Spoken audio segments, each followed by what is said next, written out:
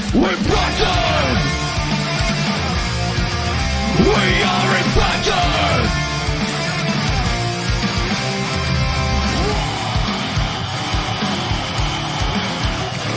We're Bison! We're ready to get up! We want to win! Light the fire of power that make us free! We never break down! We want to win! We are impacted! The best team!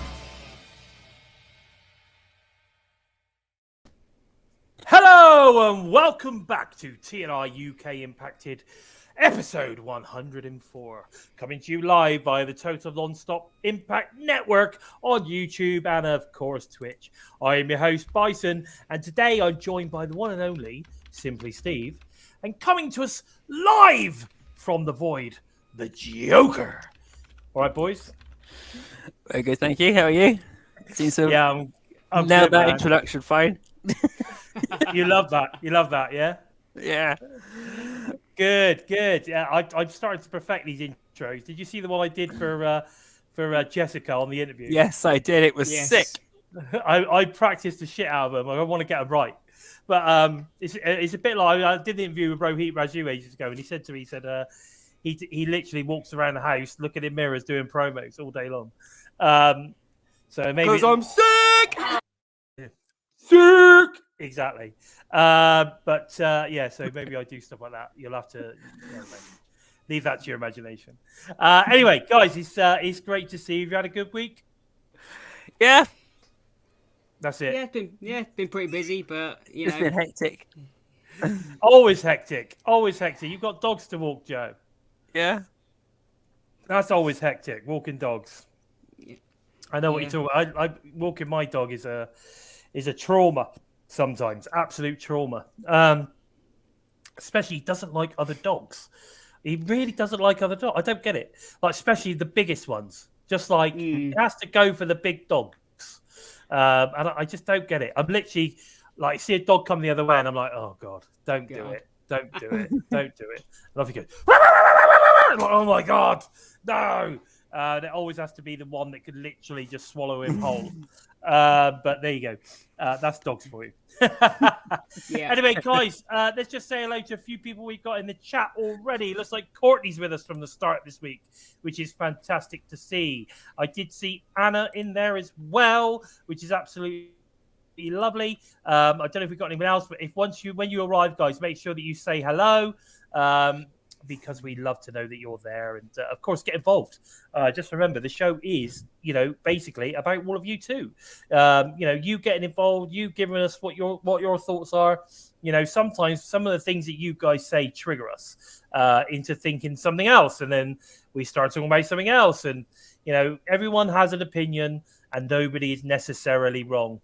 Your opinion doesn't matter! I like that one. That's a good one. There you go. Waiting for the perfect moments to use that for a while. Anyway, nice to see Barry as well in the chat. Bonus babies just arrived. Nice to see you guys. It really is good to see, and like I say, someone, and looks like Barry's in the Twitch as well. Is on the Twitch chat. It's nice to see you join on Twitch. Yeah, get a few over on Twitch. Yep, as well as YouTube. So appreciate that. That's really cool. But guys, let's get into the news and rumors, because I'll tell you what, I cannot wait to get into this review of Bound for Glory, because it was one hell of a show, and I can't wait to get into the bones of this one. But let's get snap bang into the middle of the news rumors, and of course, I would say Impact recap, but I'm not really going to do a recap this week. But the sad news coming out of, obviously, the set of TV tapings the day after Bound for Glory is that the Kingdom, Vincent, Mia Yim are no longer part of the Impact roster.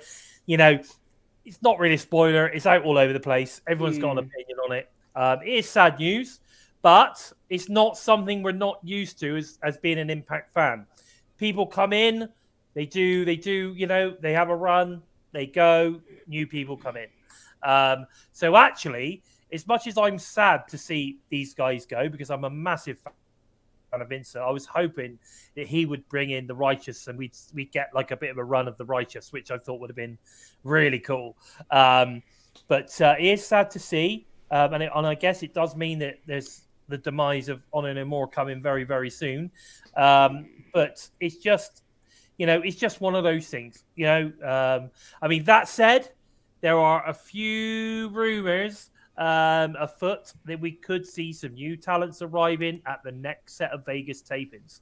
I can't reveal who, but I've heard that there is a possibility of a few new people turning up in Vegas. So, This is sick. This is sick. This whole place is going to hell in a handbasket. So, yes, it's a bit of bad news that these guys are going, but, let's look forward to the future. And who knows? Who knows? Impact may send out another offer and we may see them arrive back at the next set of tapings. You just never know. We've got a few weeks yet, so you just don't know, do you? No. I mean, what are your thoughts on all the goings on with regards to this, Steve? I know that you have a few things to say on this. Yeah, well, like you said, it's a real disappointment. You got 5 great talents there. That is a big loss to the roster. But as you said as well, it's something we're used to, and especially in OGK or the Kingdom's case, Honor No More were plastered all over the show, so they put a big focus on them, and it does feel like a big hole has now been left. With Mia Yim, she kind of was one of those where you want her there, but if she's gone, someone can go in and take her place, whereas Honor No More were the focus of Impact Wrestling for a good 6 months, and you think, why put all that focus on them if you don't know if they're going to be there after Bound for Glory? That's the question to Impact. Here's the thing here, and I'm going to say this as well. Mia leaving was weird for me. Yes, the way that she's been so positive over Impact, since she's been there, and she's still not being negative. None of them are being negative about Impact whatsoever. They're not. In fact, none of them have even addressed the rumors. None of them have even addressed the rumors that they're gone. Not even, because sometimes you get people just, thank you to the Impact management and all that kind of crap. None of them have done that. So, maybe the rumors coming out are wrong. However, like you said, they have been seen. I know that Vincent, for instance, have been seen backstage at Raw this past Monday and a few different things like that. So who knows? We're just going to have to wait. We're just going to have to wait it out, wait and see. Maybe they're just playing a bit hardball. They're trying to, renegotiate, get a bit more money. I don't know. But what I do know is I don't think Impact thought that this was going to happen. I think that they thought these guys were going to sign this weekend. I'll tell you why. Because when you watch the Hard to Kill promo, they're in it. They're in it. Yes. So that tells me that they were under the impression that those guys were going to be staying. That's just my thought. You can never. I think they might have been blindsided. You can never assume, can you? One thing that is very interesting though is the 2 names that have not been linked within Honor No More are obviously PCO and Kenny King. Well, I mean, we know Eddie Edwards ain't going nowhere, but Kenny King and PCO are obviously nothing's come out about them, so obviously they're hanging around. Well, nothing's been mentioned at all as we're aware at the moment. With regards to PCO, it came out, about a year ago that he'd signed a multi-year deal. So I think we can safely say that PCO is probably around for at least another year. With regards to Kenny King, maybe he signed. I don't know, but nothing's come out. I hope he has, because Kenny's great. So, yeah, definitely. What's really interesting? I didn't think about this until the other day. Somebody put a post on the socials about like VXT. I think it was teaming with Matt Cardona. Yeah. Who would you put against them? Ooh. And straight away I thought, oh my god, Fire and Flavor with Kenny King. Yeah. Or Savannah Evans and Tasha Steelz in this case, and Kenny King. But what? I mean, they would be awesome. Yeah, if Kiera Hogan was still there and she could go with Tasha Steelz, that would be amazing as well. But that would be awesome, mate. And he That was would be a talking hell of a about match, yeah. he was talking about sort of kind of like past and present. So some people Yeah. like beautiful people, and Billy Gunn, Mr. Ass, and all that, loads of stuff like that. And I'm like, you know what, fire and flavor, as in, Kira and Tasha and Kenny King. Oh my god, can you imagine the promos? I can imagine the running commentary from all three of them. Yeah. I mean, could you imagine it? It would just be insane. They'd be an amazing trio. They really, really would. But I can turn it on anytime, Pat. Come on, no we gotta problem. go. yeah, exactly. But yeah, no, I mean, Mia, I am keeping the faith, my brother, because this is not the first time that we've seen 3 or 4 talents go out the door, and then we see 3 or 4 great talents come back in. Yeah. So let's just see where it goes. And also, like I said, nothing has actually been confirmed. They've not turned up anywhere. They've not said anything on social media, or anything like that. They're still keeping it quiet. So for me, my initial thought was they'll be back at Hard to Kill, but we'll see. well, let's wait and see on that one. I know there's a lot of the biggest speculation for Mike Bennett and Matt Taven is WWE's after Matt Taven, but New Japan Pro Wrestling is also after both of them as well. So there's a good chance that they'll be going back to New Japan Pro Wrestling, which would be brilliant then, because then they can work cross promotion. And just reading something that Courtney said about the Good Brothers going to WWE, Carl Anderson is still the never open weight champion in New Japan Pro Wrestling, so this could just be like a one-off appearance for them, or they might be signed in on a much more looser contract. So I have a funny feeling that they've signed. I don't think WWE would bring them in without signing them. No, they don't need to do that. Yeah, so do I. I think there's something in place where it's like, well, I'll sign, but I have to drop the belt properly first. Yeah. So I'll come in, but you have to allow me to at least drop the belt. And I think that's what will happen. So we go in November, he'll face Hikuleo, whoever it is he's facing, he'll drop, and then that'll be it. So we'll see. But like I said, we've seen rumors, like Anna's just saying, we've seen rumors and all that kind of rubbish. We've seen it all wrong in the past. Let's just wait. People thought Eddie Edwards was going to be gone by the mid-year. And I remember. He signed his contract and rubbed it in everyone's faces for the last 8 months. Well, same with Josh Alexander. Josh Alexander, he don't know he hasn't. But anyway, and let's worry about these sort of things when it comes to it. Once you get official releases, then we'll go take it from there and move on. But if they have gone, like I said, we always get new talent coming in, and one of the things I do actually quite like about Impact is that we do get this refreshing every now and again. It does make it sometimes a bit difficult and a bit hard to invest, which is something I think they need to really address. They need to be in a position now where they start to sign a few to proper long-term deals. It doesn't. I mean, especially people like the Kingdom and stuff. These guys should have been signed properly, I think. Yeah. If they're not, at least I hope they're trying right now. So fingers crossed for that. But you just mentioned Hard to Kill, Steve. Maybe they'll come back at Hard to Kill. Tickets go on sale for Hard to Kill on Friday, which is Hard to Kill on Friday the 13th. That's what it's going to be called, of course, in January 2023. Now they go on sale this Friday. It's going to be at the, let me get this right, I think it's Center Stage, Atlanta, I believe. So, decent venue. Decent venue. Should be a good crowd. And I think it's going to be good. Now,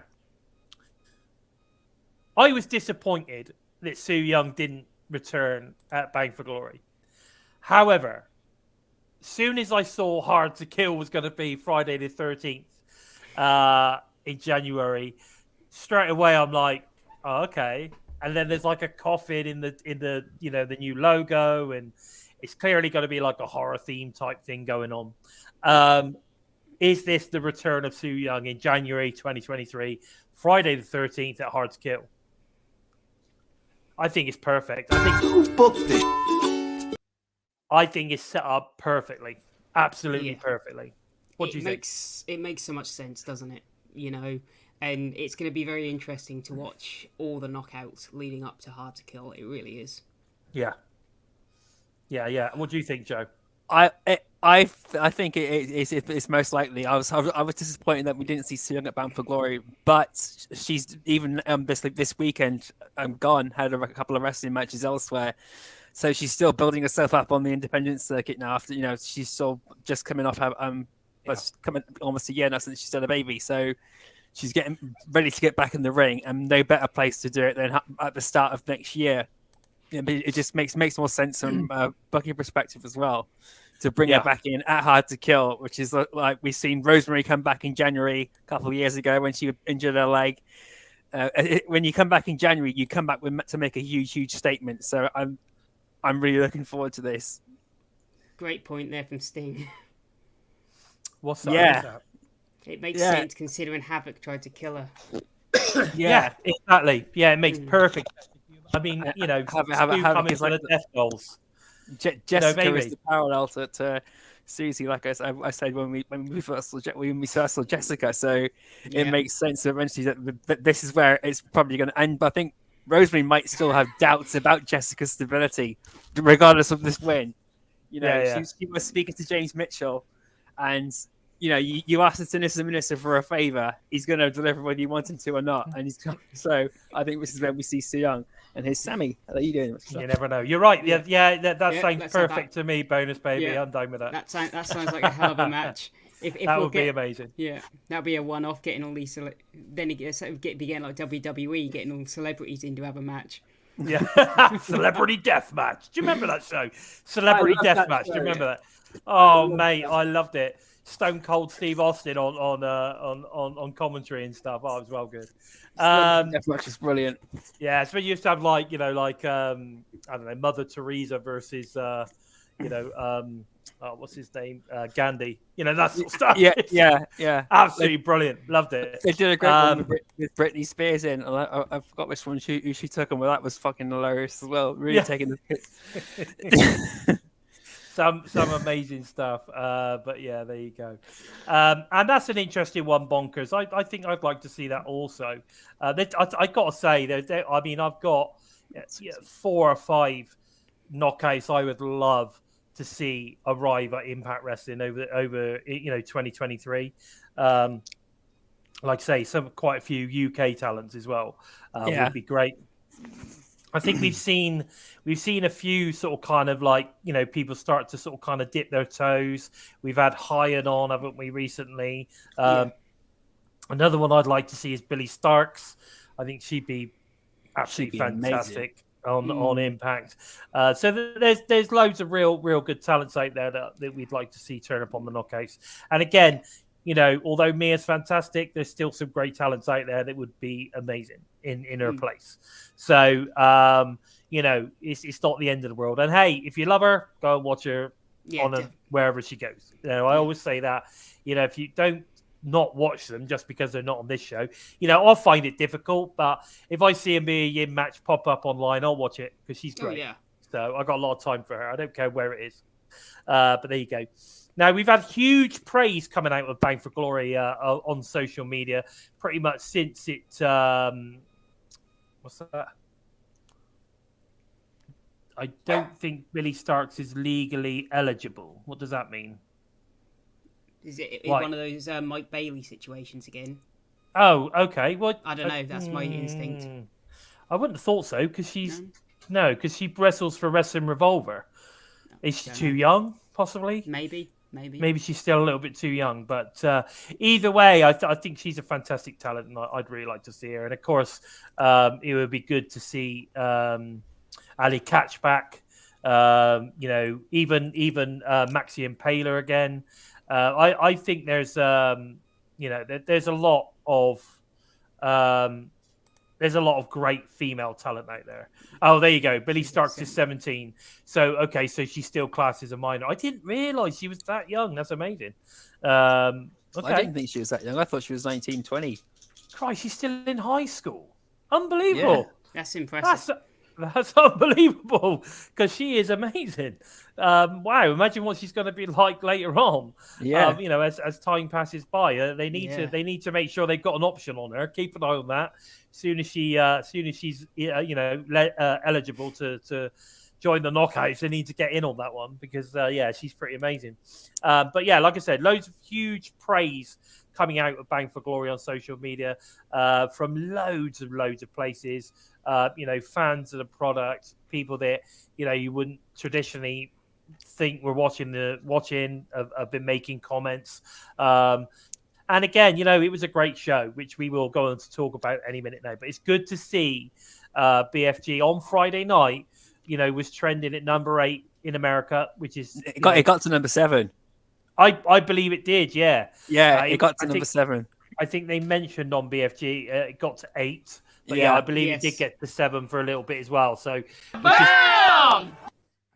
especially for a Friday when you're competing against SmackDown and Rampage and all the rest of it, I think that was pretty cool. That showed that a lot of people were watching it. Yeah. But yeah, it was a great show. Really was a great show. We then got Bully Ray, Rhino, Taylor Wilde. As far as we're aware, or as far as we are under the impression, they are actually set to now be regulars moving forward. So they weren't just one-off appearances, certainly from Taylor and Bully. Great to see Rhino back. I mean, Rhino was a regular previously. And actually, I don't know whether you guys agree, but I thought Rhino was looking in really good shape. Like Rhino's looking fantastic. And like he'd been hitting the weights, mate. Yeah. So yeah, that was really cool to see. So it's good to see those guys are back, and especially Taylor Wilde. I mean, as we all know, I'm a massive Taylor Wilde fan. Always been a fan, always been a fan of Taylor ever since the TNA days. So yeah, really glad to see her back. I know Bully Ray's a little bit of a controversial one, but I've got my thoughts on that as well, and we'll talk about that a little bit later. I think it's great to see those guys back. The biggest surprise to me was seeing Definitely. Bully Ray. That was huge, and Matt Cardona. Never expected it. I didn't expect to see Matt Cardona back as well. That shook me as well. I saw Matt Cardona. Well, what's interesting is when you think about it, you had Dirty Dango, you had those three, and we had Matt Cardona. Joe Hendry debuted, but we knew he was coming, so that wasn't really a surprise. And again, I mean, Bully was looking buff as well. To be fair, I mean, he wasn't looking quite as in shape as he did when he was 2-time TNA World Champ, but he was definitely looking pretty good, in good shape. But so it's good to see they're looking to have these guys regulars moving forward. Again, I think he's great on the mic. He's one of the best heels in the business. So expect some great promos over the coming weeks and months. I think we're going to have some fun, but I do think that he's there to help put people over. But we'll talk about that in a second, because there's a lot of people getting on their old soapboxes, and I'm gonna give them some beef out. So I also want to say a huge congratulations to friend of the show Sam Beale and his partner for for them being pregnant. So we got a baby Beale on the way. Oh baby! So congratulations to Sam and his partner. That's fantastic news. We're so pleased for you guys, and cannot wait to meet baby Beale. So Sam, the news broke while we were live last week, so I couldn't drop a shout out in during the middle of the show. But I did promise you I dropped one up this week for you. So if you're watching, congratulations. Yeah, exactly. So we also, I wanted to say this as well to end on what I think is a good note on the news and stuff.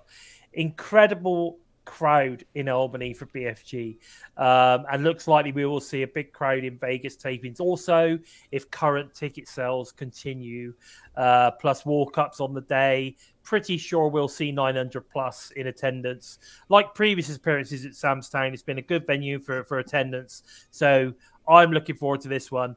We did notice a change of hard cam position at Bound for Glory, and to be fair, somewhere like Sam's Town, that's a prime position to continue with that kind of hard cam positioning, so you get to see all the crowd and stuff in the background. So I'm looking forward to that. I think the next set of tapings at Sam's Town is going to be pretty badass. And again, like I said, the crowd at the Albany Centre sounded amazing. At the at the Armory, they just sounded incredible. Amazing. It was Impact insane. worked out how to mic the crowd. That was probably what it was.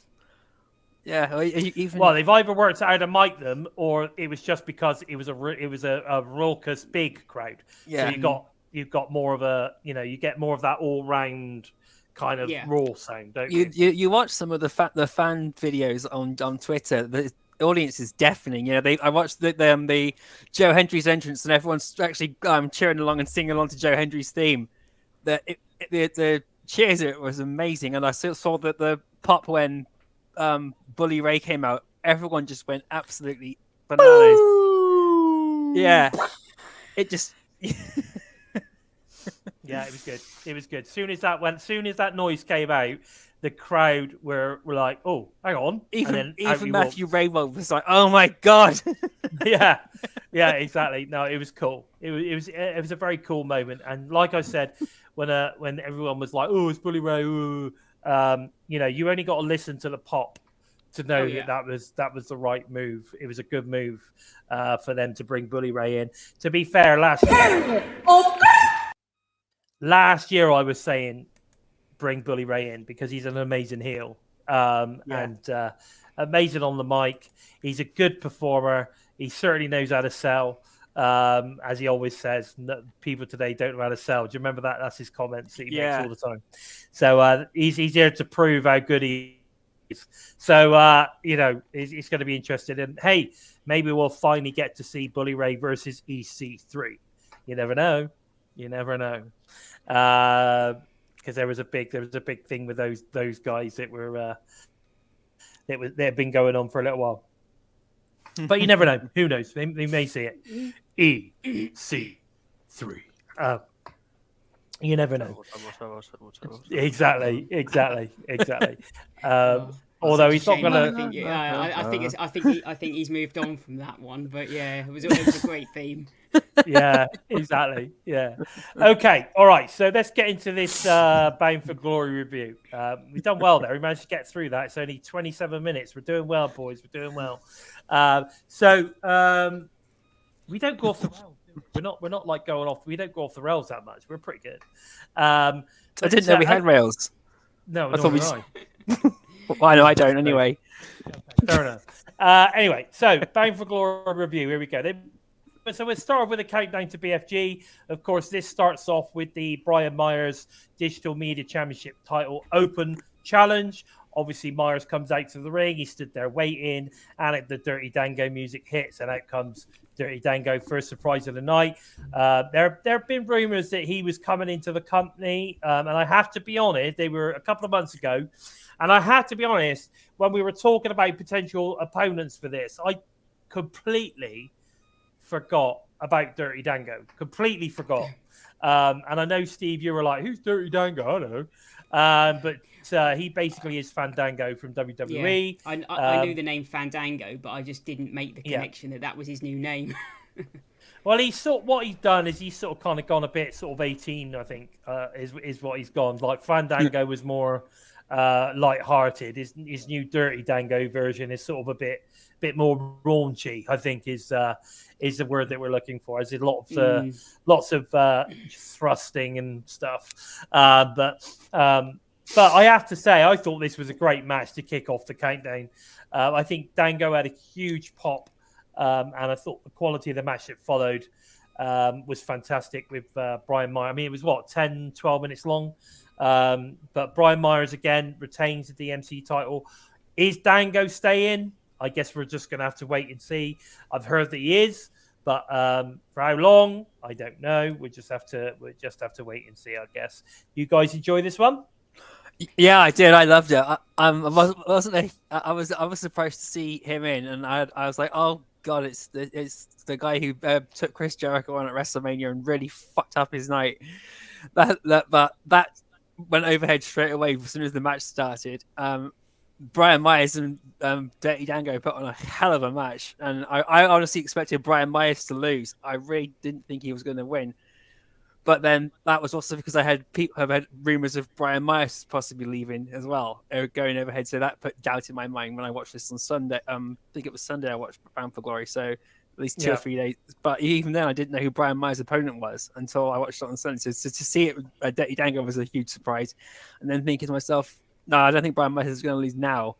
And it was a really good match, really nice back and forth. And we got to see that Dirty Dango's in his 40s and he's wrestling like he's like just as good as he was able to back up north.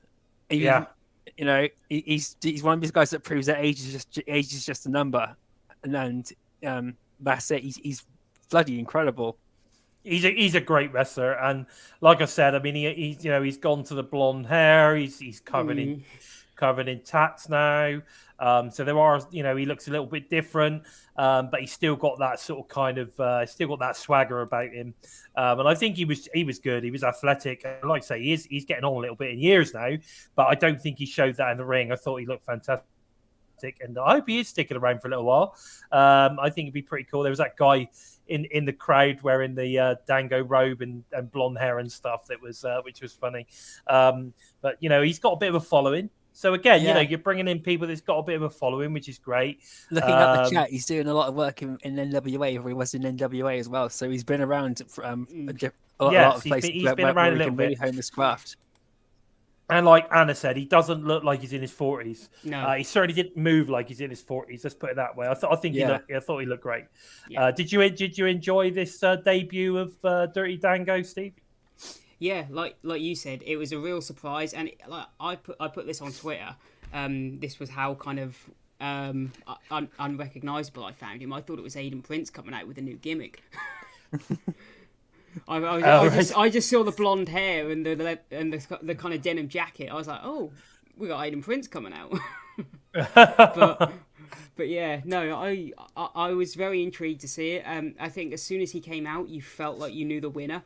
But yeah, they obviously the history between these two, they had a good connection in the ring, and I'd be happy to see Dirty Dango stick around. Obviously, like you say, he's got a good following, so going into that DMC title picture would be a good way to introduce him. I think so. I think that's a perfect way to bring him in. He has got a good following. He's got a good, strong following. So again, he's got the check mark, which is what you need if you're going to go for the DMC. So yeah, I thought he was a great opponent, a nice little surprise, and I enjoyed it. Now, of course, Myers retains, and then we get introduced to, of course, the Hall of Fame induction of Raven. We get Tommy Dreamer inducts. We talked about this last week. We thought it was going to be Tommy Dreamer. Made perfect sense. His ultimate opponent, his ultimate face, obviously, to Raven's heel over the years. I thought it was good. Of course, worldwide, hardcore icon, superstar Raven. Tommy Dreamer, obviously. Please allow me to express a heartfelt congratulations. It was a heartfelt congratulations. Tommy was very complimentary. You could tell that it meant a lot to him that this was going on. But now, obviously, Raven now joins Sting, Kurt Angle, Jeff Jarrett, Earl Hebner, Gail Kim, Abyss, Ken Shamrock, Awesome Kong, and of course Team 3D as one of the most accomplished and influential names in Impact Wrestling history. Raven wraps up his speech by, and I have to say his speech was pretty. I thought his speech was quite humorous. You could tell he was really nervous as well. Yeah. So I like it when if people do show a little bit of nerves and stuff like that. It just goes to show this sort of thing. It meant something to him.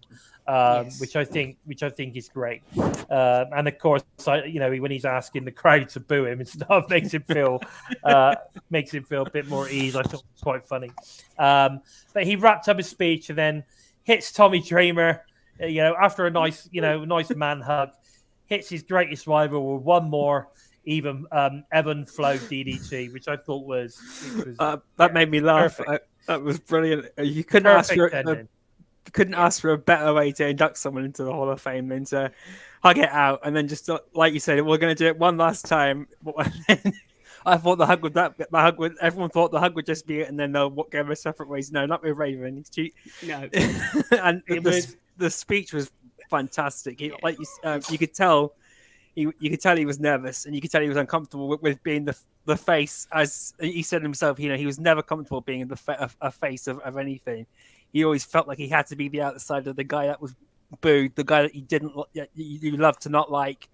Yeah, exactly. And the way he was constantly like taking jabs at other people and at himself throughout the entire speech. It reminds you of something I do, to be honest, because I'm in the same boat. I don't like being in the face of everybody. It is just the nerves in that it drives me fucking. Well, makes me that's why you're my yin, to my yang and all that crap. Well, what's Steve then? Steve's a bit of both, isn't he, Steve? He's a tweener. Yeah, I'm the one I'm the go-between. He's a tweener. The fallback guy. You might be a three-man booth, but Joe, I'm definitely the heel, and you're definitely the face, and Steve's the tweener, definitely the tweener. But there you go. So I think it was lovely, and I think Raven is a fantastic addition to the Impact Hall of Fame, and it was a great way to end the feud. Of course, Raven winning the feud, which is good. I mean, like Tommy literally was laid out. I thought it was gold. I thought it was good. Yeah, I was laughing. Like I said, like Dead Punk has said, I was laughing throughout this. This was fantastic. Yeah, it was good. It was great. Okay, so guys, that pretty much was the end of the countdown. I thought, it was a great match and it was a lovely induction. I loved it. I was hanging on every word of Raven. The guy's an absolute legend. So I thought it was pretty awesome. And it was also, do you know what? The best thing, it was the fact that he was so humble. Yeah. Yes. I thought that was lovely to see. Okay, so we then get to Bound for Glory. We open with a great video package as always, introduced pay-per-view. Impact always do a great job on these video packages. I wish they would push them more on, with online and TV advertising on other channels, especially at Show Wrestling.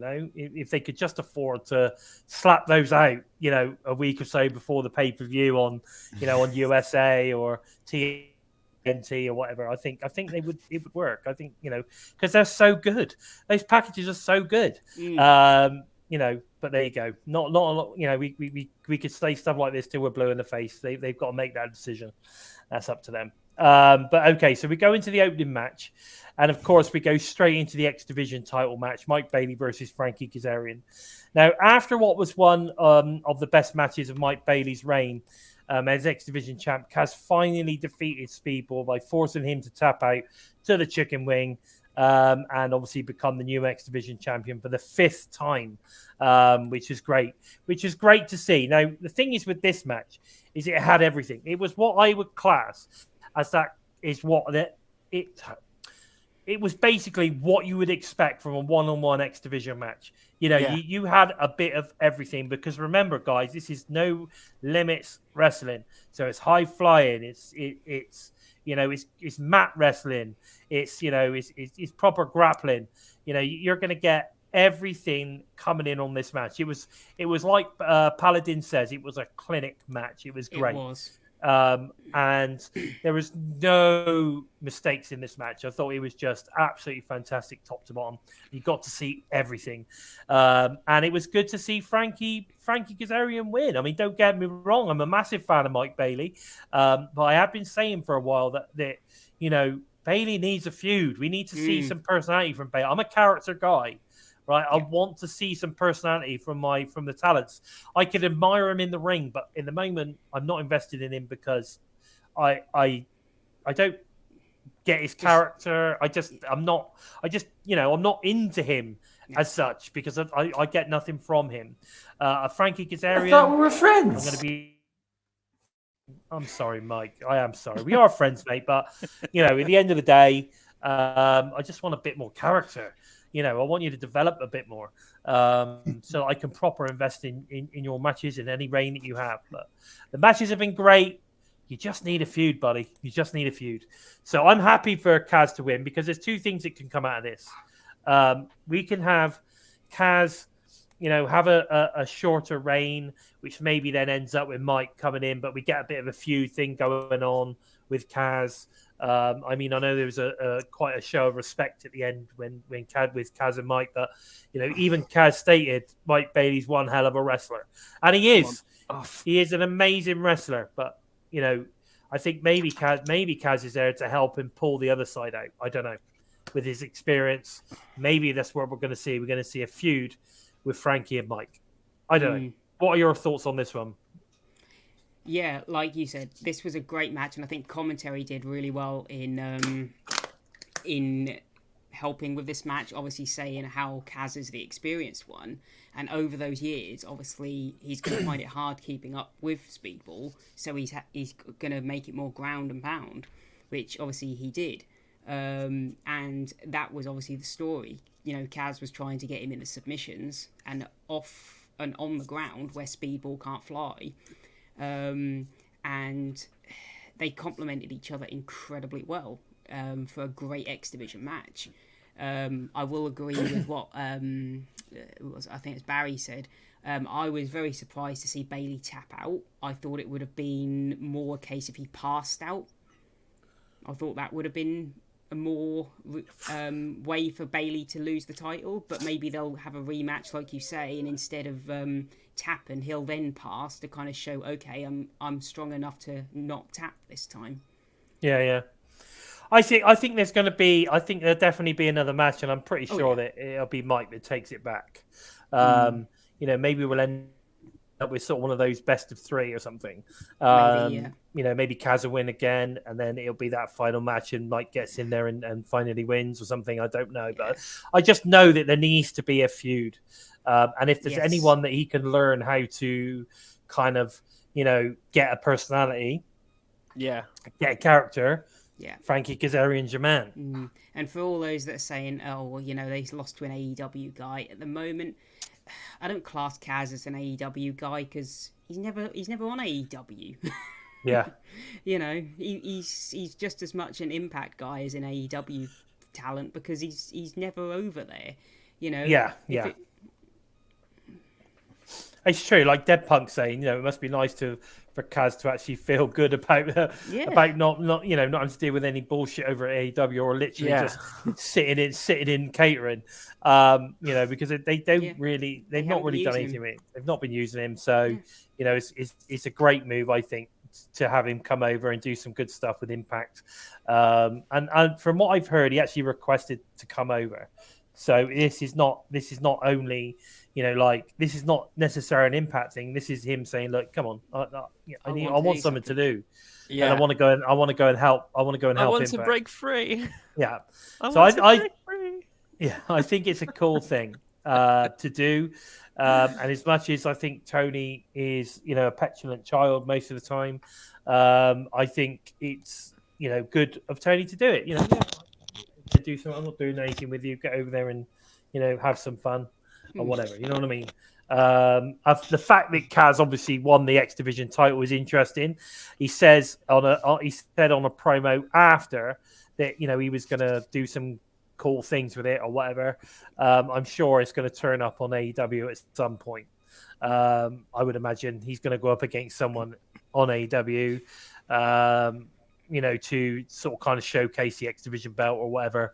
But we'll just have to see how that one pans out. But either way, I think the X Division is being treated very, very well with Impact right now. Very well. Yes. Okay, so we then move on to the Mickie James versus Mia Yim, the last rodeo match. Is Mickie James going to lose to Mia Yim? Nah. But anyway, this match started by, a show of both the ladies' technical ability as wrestlers, neither getting the upper hand initially. Mickie then injures her leg whilst executing a bulldog. Mia then, of course, sets to work on Mickey's leg, as you would expect, of course, as good storytelling would tell you. After some fantastic offense and near falls from both ladies, Mickie finally hits Mia with the Mick DDT to get the win. And then, of course, the last rodeo tour continues. This was a great match. I think one of the great things about this was the storytelling. As we said, we get the injury to the leg. We're all like, oh my God, is this a genuine injury? Nobody could tell whether it was genuine, but Mia was going for it. I know that you and I, Steve, were having a text conversation. We're like, oh my God, I don't know if she's actually hurt herself. And I'm like, well, the fact that Mia Yim is, working the leg now would tell me it's part of the story. But it was. I thought it was a fantastic match, and again, it was a testament to how good both these ladies are as professional wrestlers. They gave them a good 10, 15 minutes. I thought it was a great match. After the match, of course, Mickie James and Mia Yim show each other respect as they embrace in the middle of the ring, which is again fantastic. I think you'll start seeing that sort of stuff more as this last rodeo continues. We'll start seeing lots of these, thank yous and all this kind of stuff, because I'm assuming that's probably going to be the last time Mickie ever wrestles Mia Yim. So you never know, but I would imagine it probably is. What were your thoughts on this one? I'm going to go with Steve on that. Yeah, like we said, this was really well story driven, and it helps a little bit more now. Obviously, we've heard what's happening with Mia, how she's gone, but coming out of this match, I was a little confused because we both said it when we were watching, didn't we? How Mia was showing that little bit more aggressiveness to her, and maybe that kind of heelish side, really going into the leg and really showing those kind of facial emotions. You did wonder if we were going to see a heel turn here. And then at the end, after Mickie gets the win, they kind of like embrace, and you felt that was a weird booking. You've gone through all this kind of character work in this match, and now it's kind of turned on a head. But obviously now we know why, because it wasn't ever going to go anywhere. But the match itself, yeah, you've got two greats in there, and they put on a clinic. Yeah, they did. I thought they were fantastic. I really did. Absolutely superb. And what did you think, Joe, on this one? Hardcore country! That's dedicated to Courtney, that is. Yes. All for you, Courtney. All for this, you, my lovely. this, and everybody else out there who wants a bit of hardcore country. Hardcore country! Yeah, This match was everything I expected it to be and more. It was amazing. I was blown away by every match on the card, but this one was, you knew Mickie James and Mia Yim were going to put on a hell of a match, but my God, did they put on a hell of a match? This was just brilliant. I honestly, seriously think Mickie James had injured her leg, and it was like a legit injury throughout the entire match until near the end when she got up on her feet, stood up, and she was walking fine. But it really carried the whole match. This injury it helped develop Mia Yim's show off a lot more of what she could do, and the fact that she didn't go for the package power driver, because if she did, that would have probably knocked out Mickie James, and then she would have had to win the match then. And that would have been it. So, but we got to see a hell of a match from both of them. I can only really repeat myself on that so many times. It was so good. Yes, it was a good match. I really enjoyed it. Can I just say that was dedicated to Violet as well? I don't want Violet to feel left out. Let's just say the first one was for Courtney, the second one was for Violet. How about that? There you go. So yeah, it was a fantastic match. I enjoyed it a lot. We then move on to the Knockouts Tag Team title match. So that's VXT. God, I just need to stop drinking pop while I'm on the show, because I always end up like, but there you go. Because I'm sick! I am feeling quite sick right now. Anyway, so we then get the Knockouts Tag Team title, which is VXT versus the newly named Death Dolls. And of course, they got a huge pop from the large Albany crowd. Both teams are looking sensational in their fresh new BFG gear. And then, of course, the match gets going. We see some great offense from both teams. And neither team, again, really gets the upper hand.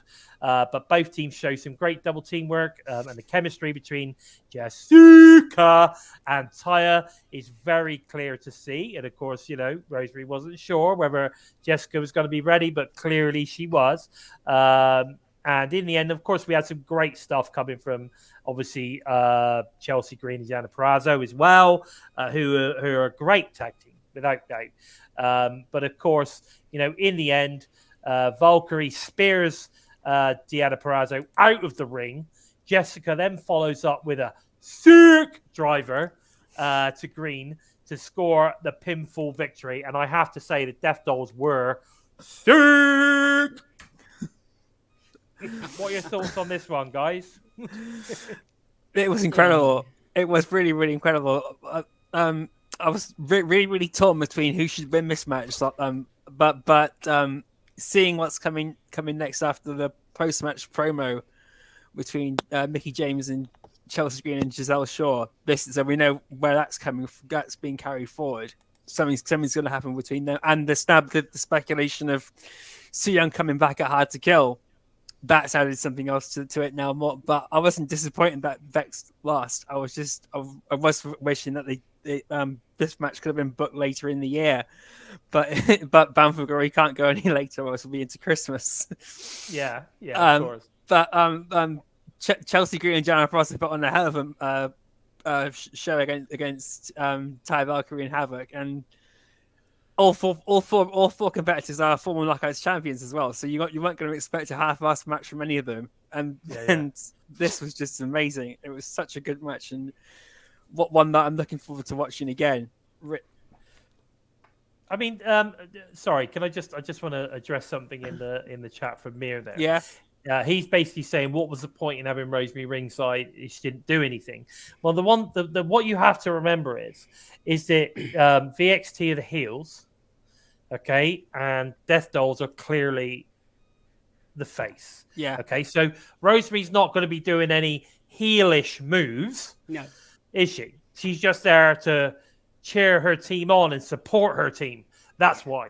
Not every match needs interference. Totally. Ty Valkyrie and Havoc have said to Rosemary to just sit there and let us do our thing as well. Over the past couple of weeks, really. After they caught her with James Mitchell, they put her in her place then. So and again, they did address that, Mia, where they did say that Jessica, when she was Havoc, was champion. They didn't just say Jessica, did they? No, they didn't. They said when she was Havoc. Yeah. Now it's interesting because obviously when I interviewed Jessica, she talked about this Havoc person that she has no recollection of, even though she sort of kind of understands that it's. Well, why don't they call me Havoc? Yeah, she has no recollection of Havoc. So, so it's not. So it is the same person. I'm just answering somebody in the chat there. It is the same person. So technically, Jessica has been champion prior as Havoc. It doesn't mean that she wasn't champion. It just means that she was a different character. But there you go. I'm loving the Death Dolls. I'm going to say I like VXT. I think they're a great heel team. I wasn't expecting them to lose because they've not long since won the title. And I think this hot potato thing, I'm not so keen on it. So I hope it doesn't hot potato back anytime soon.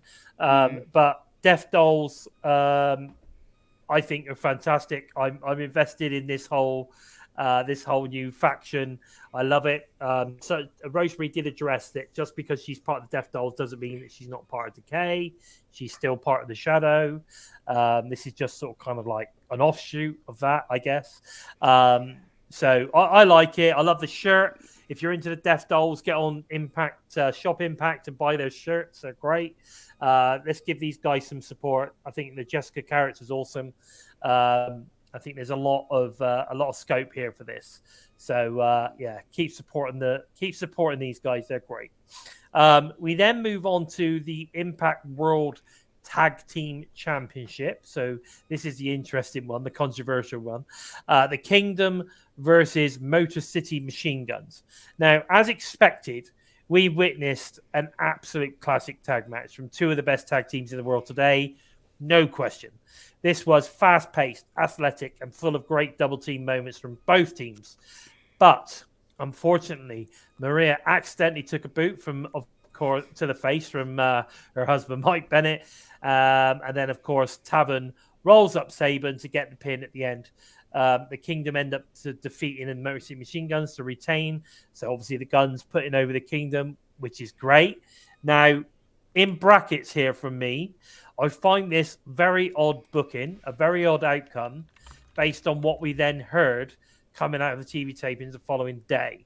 And again, this adds to what I think is Impact thinking and assuming that these guys were going to sign. Because at least a continuation.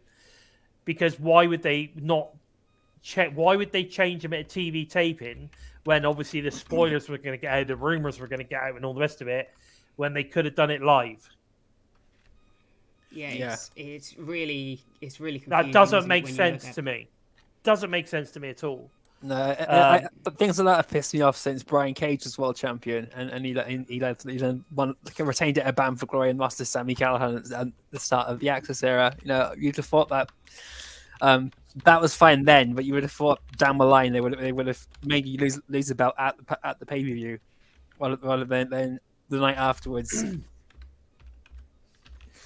Yeah, no, exactly. It's just a strange one. I mean, what do you think on this one, Steve? Yeah, I mean, flat out, this match was my match of the night. I thought it was a fantastic tag match, and I'm glad we got to see it. And yeah, coming out of it, you're like, well, that obviously means that we're seeing the Kingdom stick around, because there's no way, they'd have dropped the titles otherwise. So it does make this news, like you say, even more baffling that they had the Guns lose. But if they had to drop the titles, I'd rather they put someone else in there than the Guns. It's a really weird situation. Well, because I think that initially, they were put in with the Guns for the Guns to put them over. Yes, yeah. Which is exactly what's been done. That's why they were put in there with the Guns, because they get a rub. Beating one of the best tag teams in the world, like ever. And that's exactly why that's been done. So that's why I find it even more weird. And again, like Anna's saying, that's as long as the rumors are true.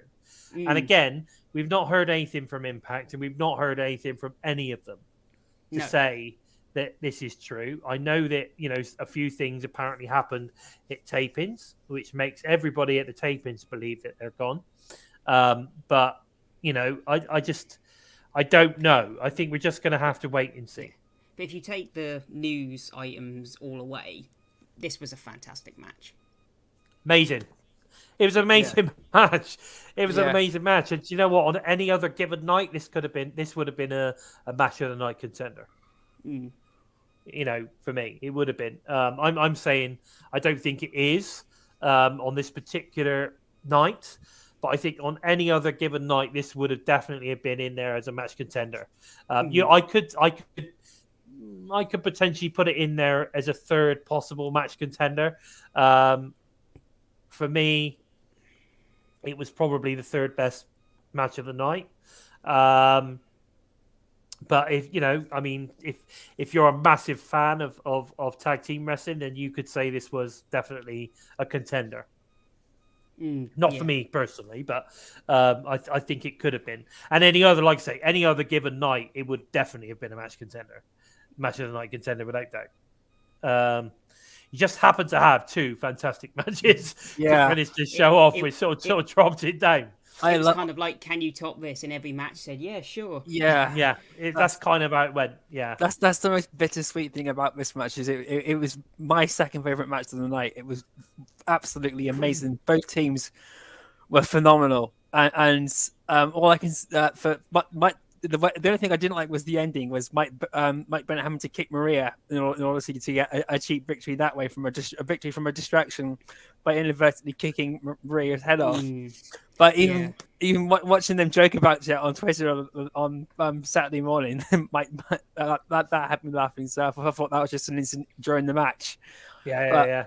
But the match itself, the tag team wrestling was amazing, and we got to see how when they were announcing themselves as the Kingdom, I could see Honor No More breaking up at the end of Bound for Glory. Then that was clear cut, regardless if they were staying or going.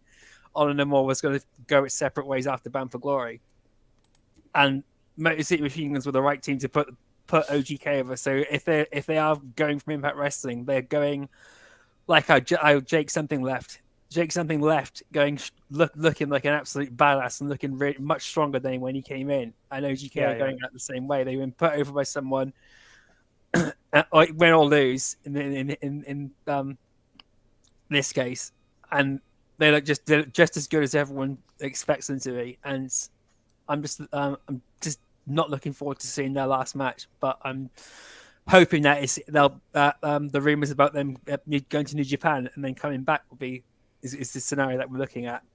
Well, I hope it's a short-term break. We just have to wait and see to go elsewhere rather than dreading it that they go to AEW.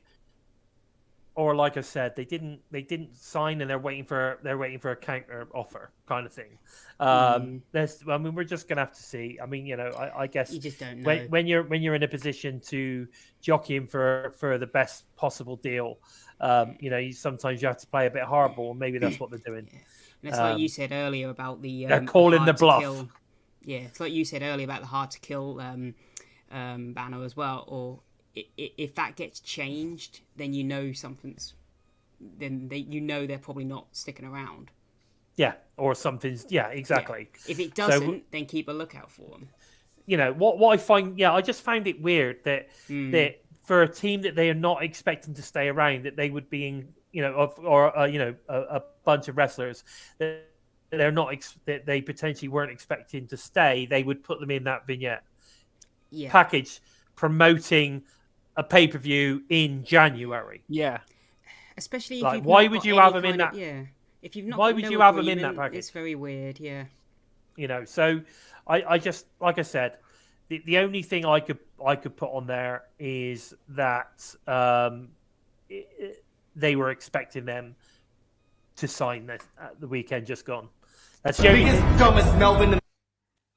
And like I said, maybe all they're doing is they're just trying to play a bit of hardball to get a slightly better deal. Who could blame them? At the end of the day, as we've always said, wrestling can potentially be a short-lived career. Same as a profession, any professional athlete. At the end of the day, is potentially a short-lived career. Not everyone can be a pundit, not everyone can be a commentator, not everyone can be a producer or anything, or whatever, a trainer. Some people are just good at what they do, and that's it. And then once they're done, they're done. And so I think that at the end of the day, you want to get the best deal and earn the most money you possibly can in the time that you've got. So that's kind of how I feel about it. So I don't blame any of them playing hardball. I really don't. Hopefully that's where we're at. Or they have signed and it's all a load of crap. We just have to wait and see. But anyway, guys, we then got the Call Your Shot Gauntlet. Now this is going to take me a while, guys. So we got 20 competitors in there. We may have as I go through it, we may sort of kind of break a little bit and talk about a few things as we're going, all right? So basically, we've got 20 competitors for perhaps the most sought-after opportunity of all professional wrestling, Call Your Shot Gauntlet. They then get to obviously choose any title they wish to go for at any time. So we'll see how it goes. So Eric Young, I didn't expect this, but Eric Young enters the gauntlet in a disadvantageous position of number 1.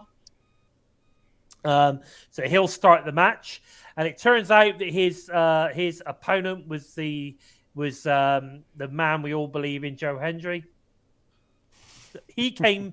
When he came out, there was a massive pop. Yes. He got they were singing his theme tune. They were clapping. It was. I think it was a great. I mean, Joe must have felt great as he came out. Let's put it that way. He must have. It's felt, been a bangorama. and I believe. Do you believe, Joe? I believe in Joe Hendry. Do you believe, Steve? Oh, I believe, yeah. He's got such a cracking theme tune. Exactly. And yeah, he's got it all. He really does. And I mean, what a start, like you say. EY versus Joe Hendry. Book that match. It was great. It was great. Yeah. But I believe in Joe Hendry. I'm up for that. I'm up for it, mate. Joe Hendry is amazing. You know, J-Bone, if you're watching, that needs to be a soundbite. I want to swing my arms. I want to clap. I want to sing. I'm feeling motivated because that's what Joe Hendry's here to do. He's here to motivate us. I'm for it, man. Joe Hendry is the. You guys swing. So anyway, so he's actually competing for the first time in Impact since 2018.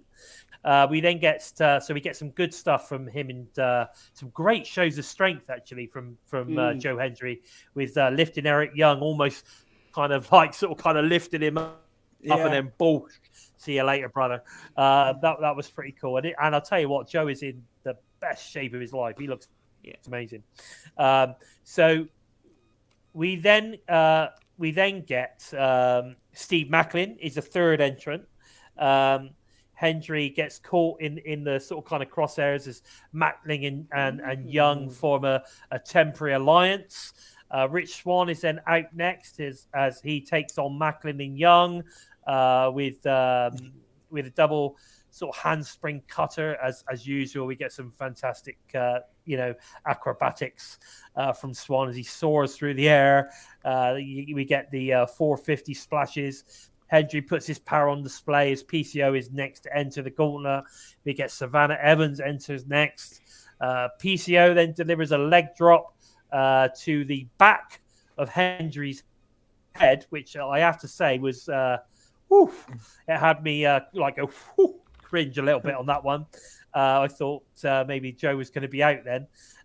So that was interesting. Then Evans squares off with PCO, which I thought was quite funny. That was pretty good.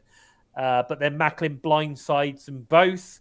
Johnny Swinger is out next, which was cool. He delivers an impressive power slam to Evans. Tasha Steelz enters the match and teams up with her longtime ally, Savannah Evans. We then get Killer Kelly enters. Steelz dumps both Kelly and Evans over the top for a double elimination. That was interesting, the way that sort of kind of panned out. I don't think Savannah was particularly impressed with that. No, I wasn't impressed. I was annoyed. I was when Savannah Evans came out and she grabbed PCO by the throat. I could see her lifting him, and choke slamming him over the ropes. That would have been hilarious. That would have been amazing. That would have. That's what I could see as soon as Savannah Evans come down. But Tasha Steelz them like that. That's just mean. That's just nasty. Well, I wasn't expecting it, and I've got a funny feeling this could be where Savannah's like, "What the fuck?" Tasha Steelz has left her for dead against Killer Kelly at least twice, and then she does this during the match rather than team up and throw her out together. Yeah. So I think but we may see something coming out from this one with Savannah Evans and Tasha Steelz possibly. Maybe we could see her turn on Tasha this Thursday. You never know. We'll talk about that a little bit later. Take care, Courtney. Take care. Thanks for joining us, lovely. Thank you. So that was an interesting one, that's for sure. So where was I? Sorry, guys, I've got to catch up on my notes here. They keep coming away. It's a nightmare. So we get the double elimination.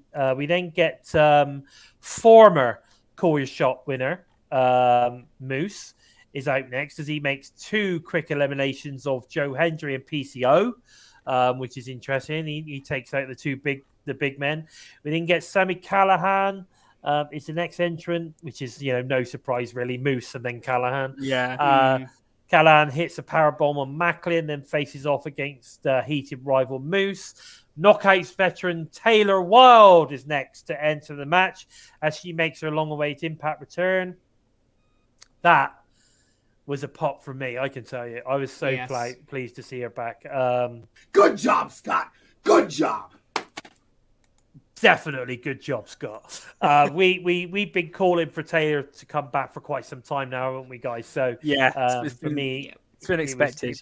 It was great. It was great to see her back. And did I expect it in this Call Your Shot? No, but it was great to see that.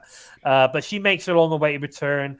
Wild hits Swan with a Hurricane Rana. We then get Giselle Shaw on out next. We get Young's hooded followers provide a distraction from ringside. Now we've seen that happen a few times now over the past couple of weeks. Yeah. We've had the violence. Yeah, by violence. I am violence. Violence. I am violence. So we've had a few of those guys coming out. Maybe I need to change my name now to I Am Violence, as I'm not Bison by design. But there you go. So we get that I am Bison coming out. Yeah, I am Bison. Oh yeah, there you go. I don't know. How do you form a B? Like, I am Bison. I don't know. No, I don't know. We'll have to try. Lowercase. Oh yeah. Well, Is that the right way around? I don't know. Whatever. Anyway, I love the old hand gestures. I think it's just do this, to be honest. Yeah. Bison, the bison horns. Yeah, I don't know, something like that. Yeah, close. Yeah, something like that. Let's see if we can come up with something in the chat, guys. But anyway, I can see everyone just going, how about this one? Yeah. There's Zach Bonifer's in there. Oh, happy birthday, Zach Bonifer, by the way.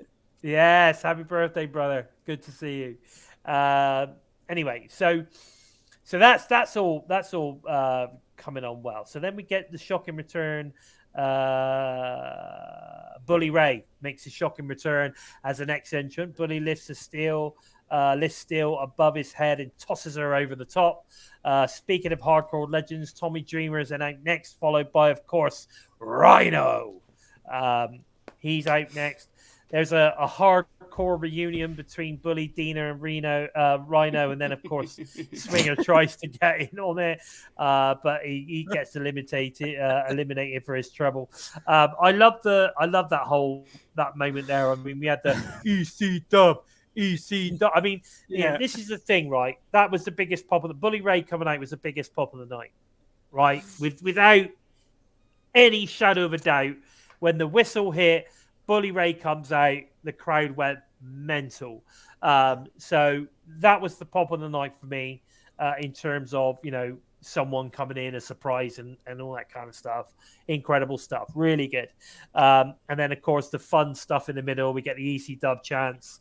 We get the three of them coming together. Regardless if I want to see Tommy Dreamer in the ring ever again is tough. But it was cool to see these guys, do the fist pump, then throw Swinger over the rope, which is cool. Now, I believe Swinger did. I think they mentioned it on commentary as well. It's towards the end of ECW. He was there for a cup of coffee. I don't think he was there for longer than people remember. Yeah, he was definitely there. He was there for like 6 months, and then the whole company went crashed and burned or something. Yeah. That's probably Swinger's fault. It's probably all Swinger's fault. But anyway, so that was quite good. So he gets eliminated by Dreamer and Bully Ray. We then get Bhupinder Gujar is the next entrant. Dina is eliminated by Gujar, who I'm losing my place again, guys. Good lord. Dina is eliminated as Gujar hits a pop-up power slam on Swan. Heath is the next to enter. Gauntlet as he delivers a trio to wake up calls to Moose, Young, and Swan. Heath reunited with his friend Rhino. We then get Bobby Fish is out next. Matt Cardona is the final competitor in the match, but takes his time entering. Moose eliminates Rhino and Heath. That's an interesting one. Macklin then throws Moose over the top. Taylor Wilde unites with Bully Ray to deliver a "What's Up." That was quite cool. Taylor jumping off the, "What's up?" That was cool. I enjoyed that. I thought that was brilliant. It's great it was Taylor doing it as well. Yeah. Two TNA originals getting together and giving us a "What's Up." I loved it. We then Cardona eliminates Wild and Shaw. Guja clotheslines Cardona over the top for an elimination. There you go. That's why we've got Cardona versus Guja this Thursday. So lots came out of this. This is what I always say. These things create feuds. That's what they're good for. But the truth is, you're nothing but a mid Cardona. Cardona! He sounds very Bristolian. Very Bristolian. If you're English, you know what I'm talking about. He sounds like a pirate. Sounds like a pirate from Brazil. But there you go. So I thought that was good. Young takes Guja out of the match. Swan super kicks Young on the apron to send him toppling to the floor. We then get the final four are Macklin, Swan, Bully, and Fish.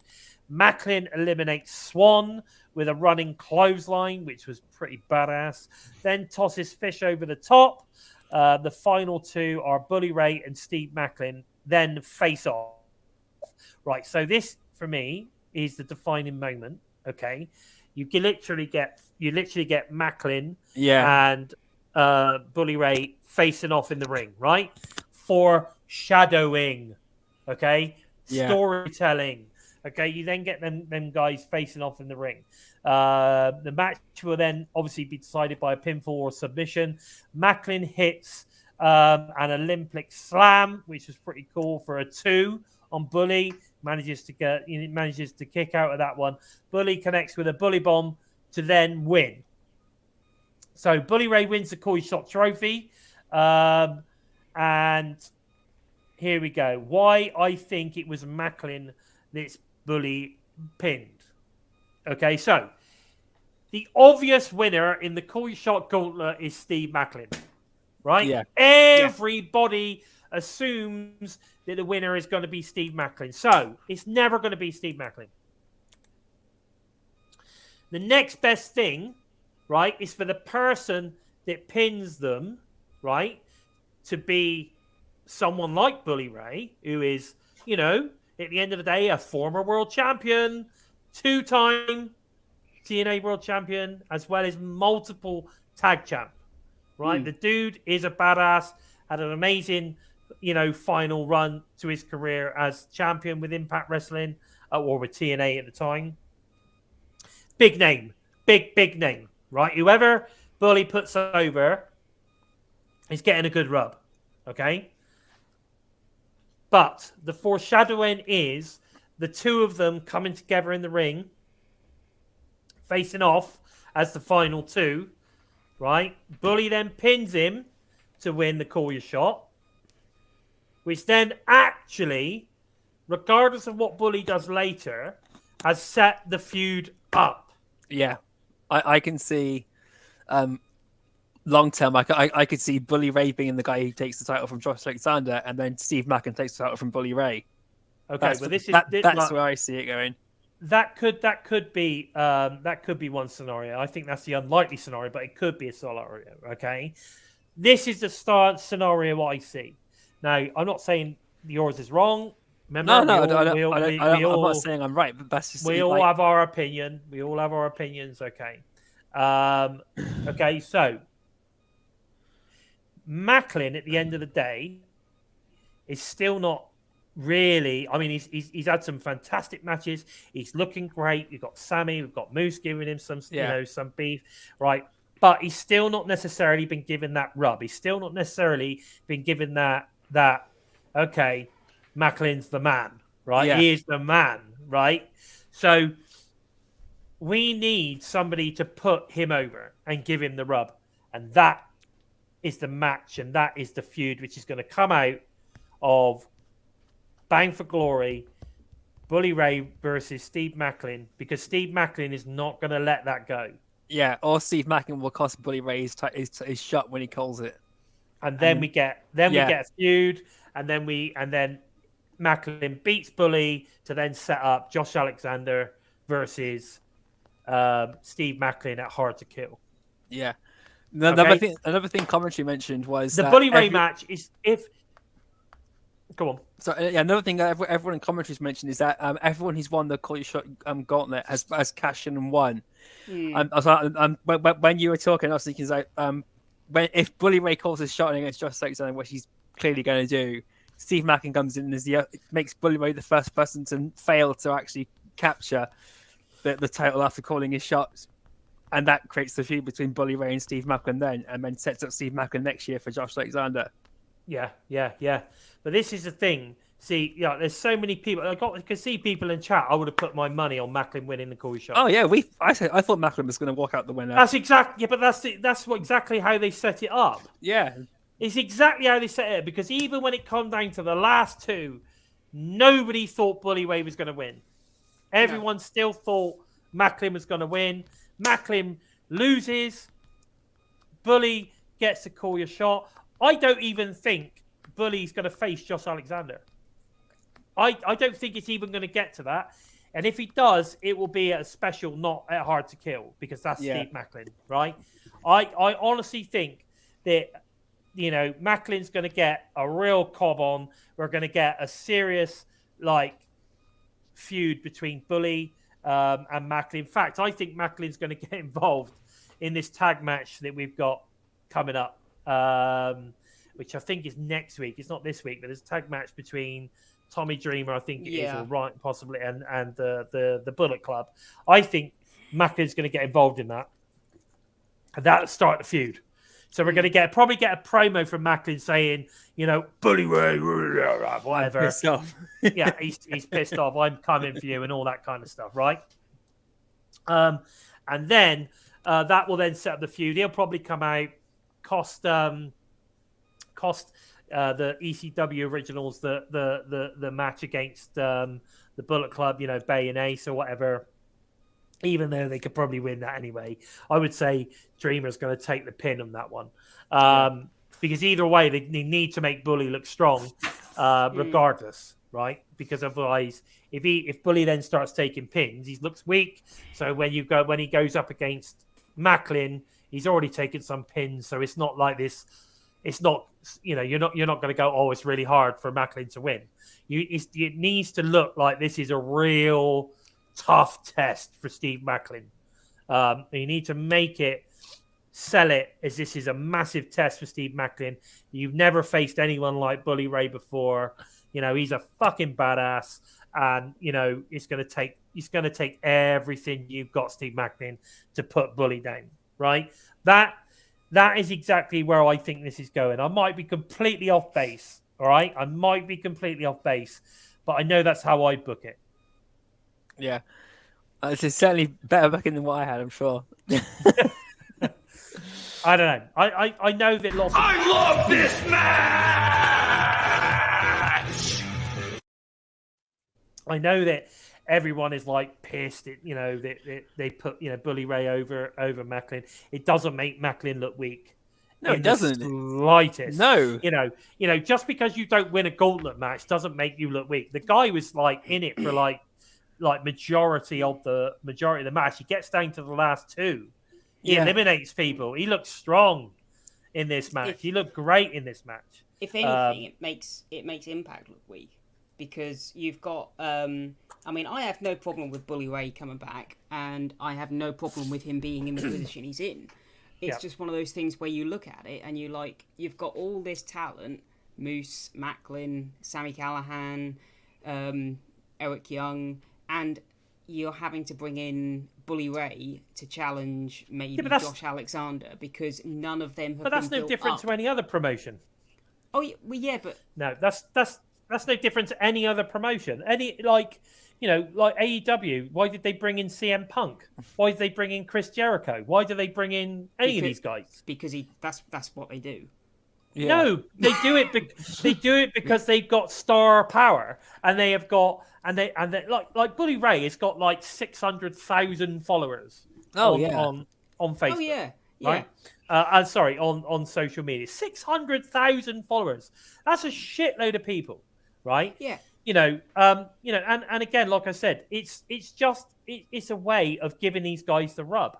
Like It is, I'm but you bringing have eyes to the product. It is, The pop, but you the have to pop remember. told you that. The pop Yeah, and told you that. I'm not saying that Bully Ray being where he is not a good thing. It's just one of those things where a month ago you'd have looked and you'd thought, well, who's ready to challenge Josh? I mean, maybe Macklin, but as you say, is he at that level yet? And realistically, Impact haven't done a good enough job at building up the top of the card. That's why they're having to bring in talent. I don't agree with that. In a sense, they haven't done a good enough job. I don't agree. I think they've done a great job with what they've got, right? And let's face it, if Moose is a former world champion and amazing, Sami Callihan's a former world champion, and we know he's just fucking awesome, right? So, you put him in with those guys. Are they anywhere near going for the title? That's what I mean. In what sense? Are those guys going for the title? Well, yeah, because they're former champions. Yeah, and Moose literally just dropped it to Alexander. Yeah, but could you just set something up for, I don't know, Overdrive, and feel like it wasn't just botched together for the sake of having a match? That's what I mean. Well, I've never seen Impact do that, so I'd be very surprised. Yes, I'd be very surprised. I'd be very surprised if they, like you say, don't work this really, really well. And do this right. Again, bringing someone like Bully Ray in is a great move in my opinion. I really do. And to answer your point, hang on, what's this? Bison. I meant to say not Bison. What? I don't know. I don't know what you're saying here. And your point is, my point is what? My point is, at the end of the day, Bully Ray is brought in to put Macklin over, not Josh Alexander. Josh Alexander is over, right? I'm telling you now, I don't think I don't think Bully will face Josh Alexander. I think they set it up for you to think that's where it's going, right? Which is great storytelling. But I think Steve Macklin is going to get in the way, and I actually think we're going to get a match along the lines of, well, I'll tell you what, if you think you can beat me, Bully, put your trophy up. Yeah.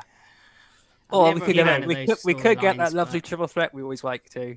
Or we get triple threats, or there's definitely going to be a way that Macklin and Bully, or that Bully puts Macklin over. Yeah. I'm just convinced of it.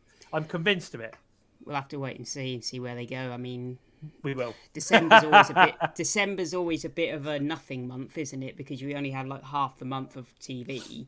So they've kind of got November, a little bit of December, and then the beginning of January.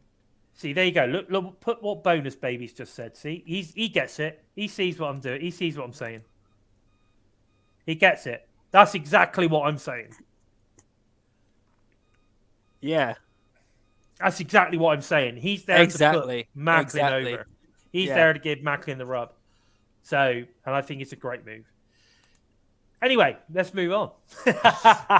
We've got the backstage segment. We've got Eddie Edwards tells his wife Alicia that all this will end when he defeats Josh Alexander to become the Impact World Champion tonight.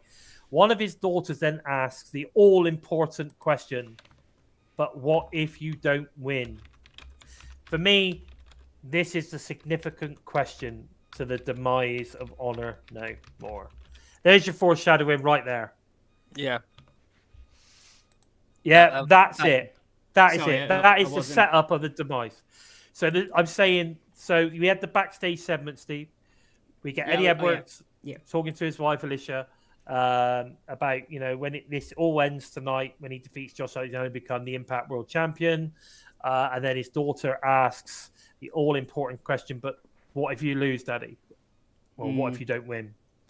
For me, that's a significant question because it kind of sets up, because everyone thought, right? And this has been going on for months. Everyone thought that the story was that Honor and More win it all. Yeah. Right? Okay. Now, I think this is where Eddie questions it now. He questions himself, right? And I think that's where this is going to lead. He lost. He did not win the world title. He had his shot and he lost. Where does that leave him as the leader of Honor No More?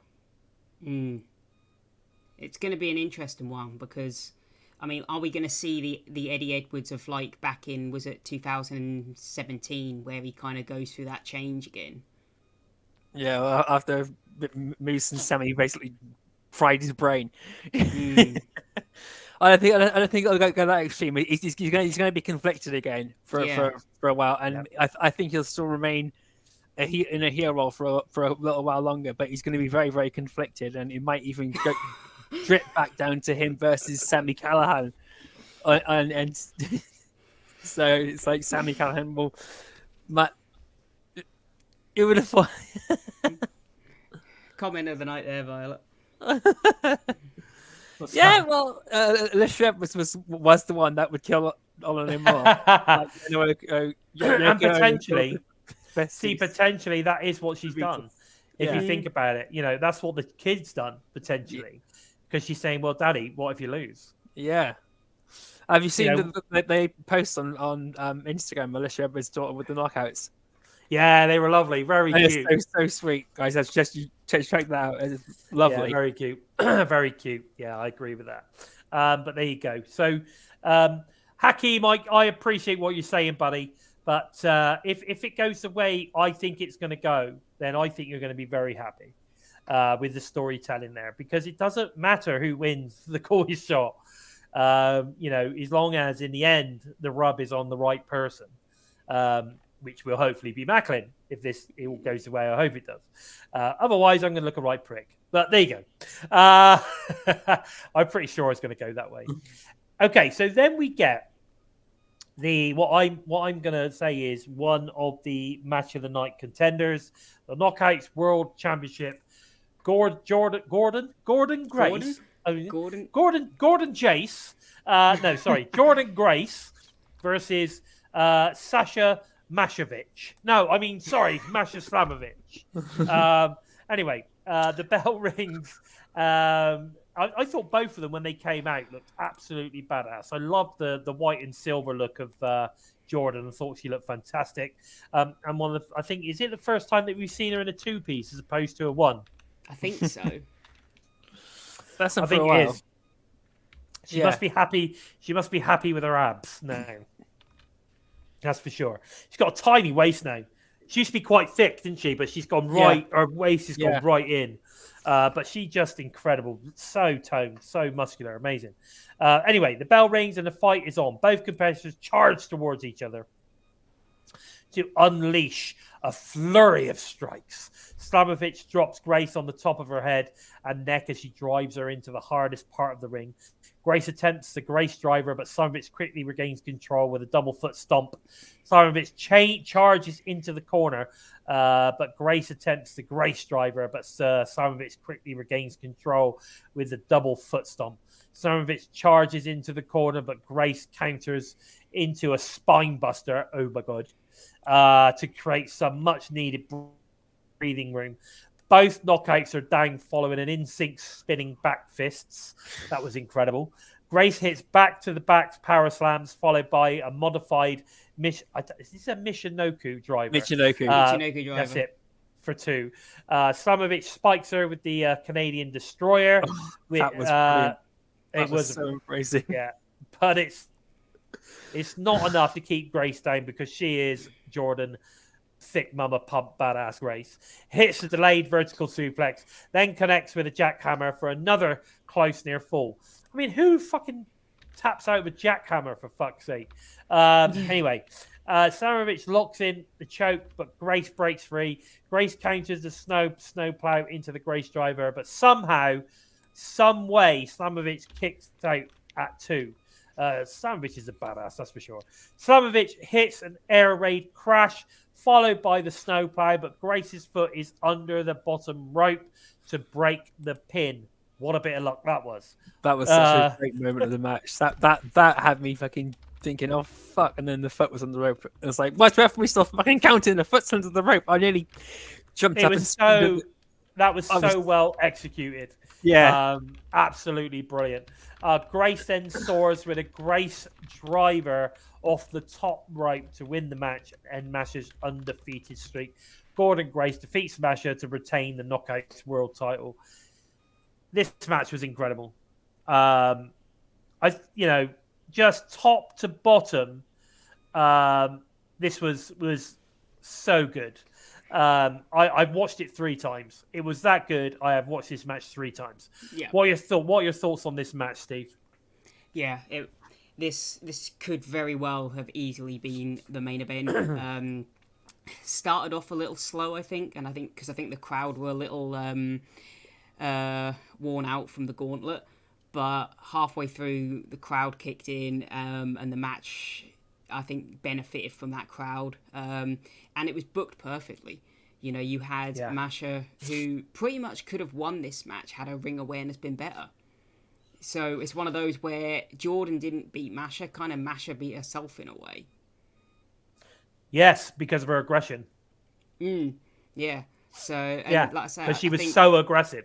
Yeah. And I'll disagree with this. Like, you know, they put Jordynne over. I mean, I think Jordynne's 26, is she? And Masha's 24. You know, they're near enough the same. So, but yeah, she's only. I don't know what that even. Sorry, Paladin. That comment is just bullshit. Sorry. Yeah. But yeah, she's only held the title since Slammiversary. You need to have a good run, and I mean, this is Masha's first shot. So to lose at your first shot, you know, that's nothing. You're always going to get another. Yeah. I mean, Slamovich, at the end of the day, you know, she's fresh talent. She's coming through. She looks bloody badass. Just because she didn't win this time doesn't mean that she's not gonna, gonna win it eventually. You know, and to be fair, look at the hard work Jordynne Grace has been putting in. She looks incredible. She's ready. She's a star. She is a star. And she holds herself amazing. You know, she's good on the mic. You know, she's better than Slamovich on the mic. It's not so great. That's what I mean. We were talking about this earlier about like how Slamovich, while she's great in the ring, and her character work out like behind the scenes and everything is good. We haven't seen that like championship cut a promo in the ring or anything from her yet. Yeah. No, that's what I'm saying. So, you know, everything with her has been kind of like she doesn't really say anything, you know. I mean, like, you know, we had the contract signing, you know, and I know that's sort of kind of part of her. I think it's part of her appeal that she doesn't say a lot. Yeah. She's sort of a lady of very few words, and you know, like, you know, I think the most we've heard her say is basically Masha's going to kill you in Russian. And then followed by Masha's going to kill you. That's pretty much all we've heard. And again, that line has come out from the fact that the fans started that. Yes. They started seeing her as like a Samoa Joe type character. You know what I mean? And they started using Masha's going to kill you. And then they sort of kind of picked up on it. Sorry, Paladin, what are you saying? Grace has had the belt before. Yeah, but that doesn't mean to say she can't have it again. Frankie Kazarian's had the X Division belt 4 times before. Yeah. You know, it's anyway. You know, as far as I'm concerned, Jordynne couldn't carry it for a little while longer yet. I don't want to see her lose it this year. Let's put it that way. She's going to hold on to that till Rebellion, maybe even Slammiversary, maybe longer. I think so. It wouldn't surprise me if she doesn't lose it until Bound for Glory next year. Yeah. She's also, you know, but what's this? Grayson always does a couple of months ago made those terrible comments on Twitter. Yeah, she did make some bad comments, you know, but she owned them. You know, and that's the thing. She then went and owned them. So, you know, but anyway, this title run I think is amazing. I'm a big fan of her. So I hope this lasts a little while. I think we've got some more big matches to come from her. And you know, that's a good point. First title run was during the pandemic when no one saw it. Yes, exactly. That's very true. Yeah.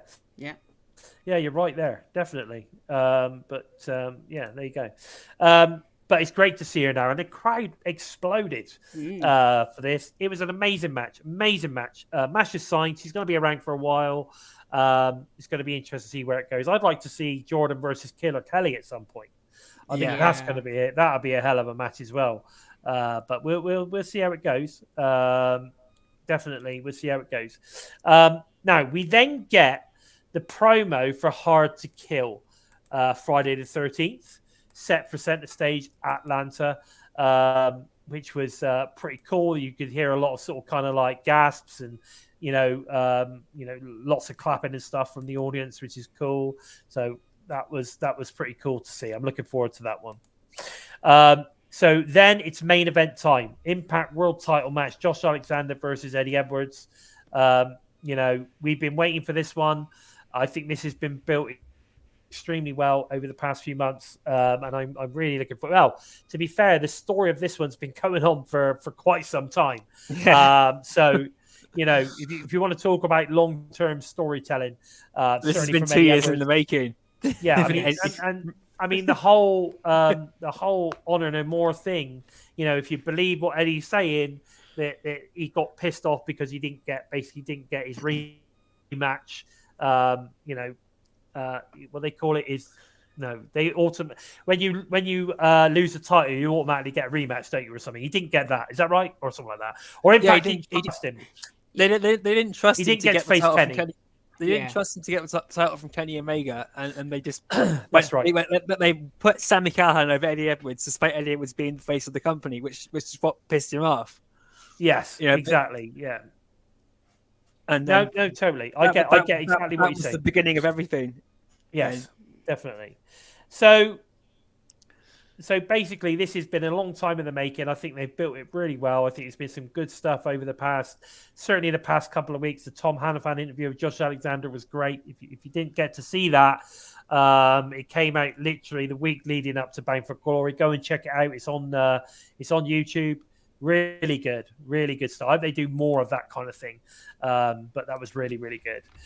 So the families of both the champions and challengers are sitting in the front row. Edwards gains the early advantage as he delivers a running boot to Alexander, sending him to the outside.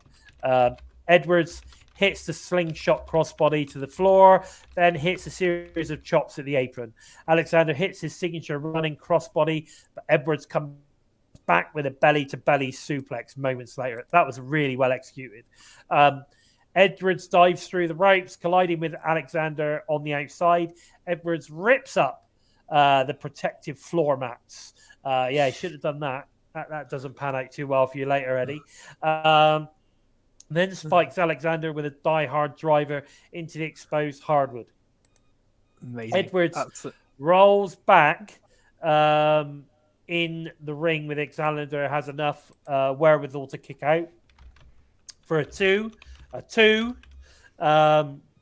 Edwards hits the backpack stunner out of the corner, then transitions into a single leg Boston Crab. Alexander explodes with the Alabama Slam into the corner, giving him an opportunity to regain his composure. Alexander hits a German suplex on the apron and keeps his hands clasps as he delivers another one. Where did he deliver the next one? Wasn't that on the floor, I think? You'd like three in the ring. It rolled outside, one on the side of the mat, and then lifted him over and did a stolen German suplex onto the ramp. That's right. Fucking brilliant. On the steel ramp. That's right. On the ramp. That's right. That was amazing. That would get guys like Kurt Angle jumping up and screaming. That was fucking brilliant. It was brilliant. Eddie was then. Oh fuck! Why am I still standing? It's like, what the hell did I sign up for? Back in the ring we get, and then Eddie Edwards connects with a thunderous blue thunder bomb for two. Alexander plants him with a Styles clash. I love it when he does that. Then locks in the ankle lock. So we get a Styles clash then followed by an ankle lock. Edwards rolls through, sends him flying to the outside. Edwards hits a superplex, but Alexander counters the follow-up into a C4 spike. Alexander has the match won, but Taven, God damn it, the Melvin himself, pulls the referee out of the ring. Then Taven knocks him out. Kenny King blindsides Alexander with a low blow. Security removes on anymore from ringside, thank God. A second referee makes his way to the ring. Edwards hits the Boston knee party, but Alexander survives as he kicks out at 2. Can I just say, the original referee for this was friend of the show, Daniel Spencer, and I have to say, did an amazing job up to the point where he gets a low blow.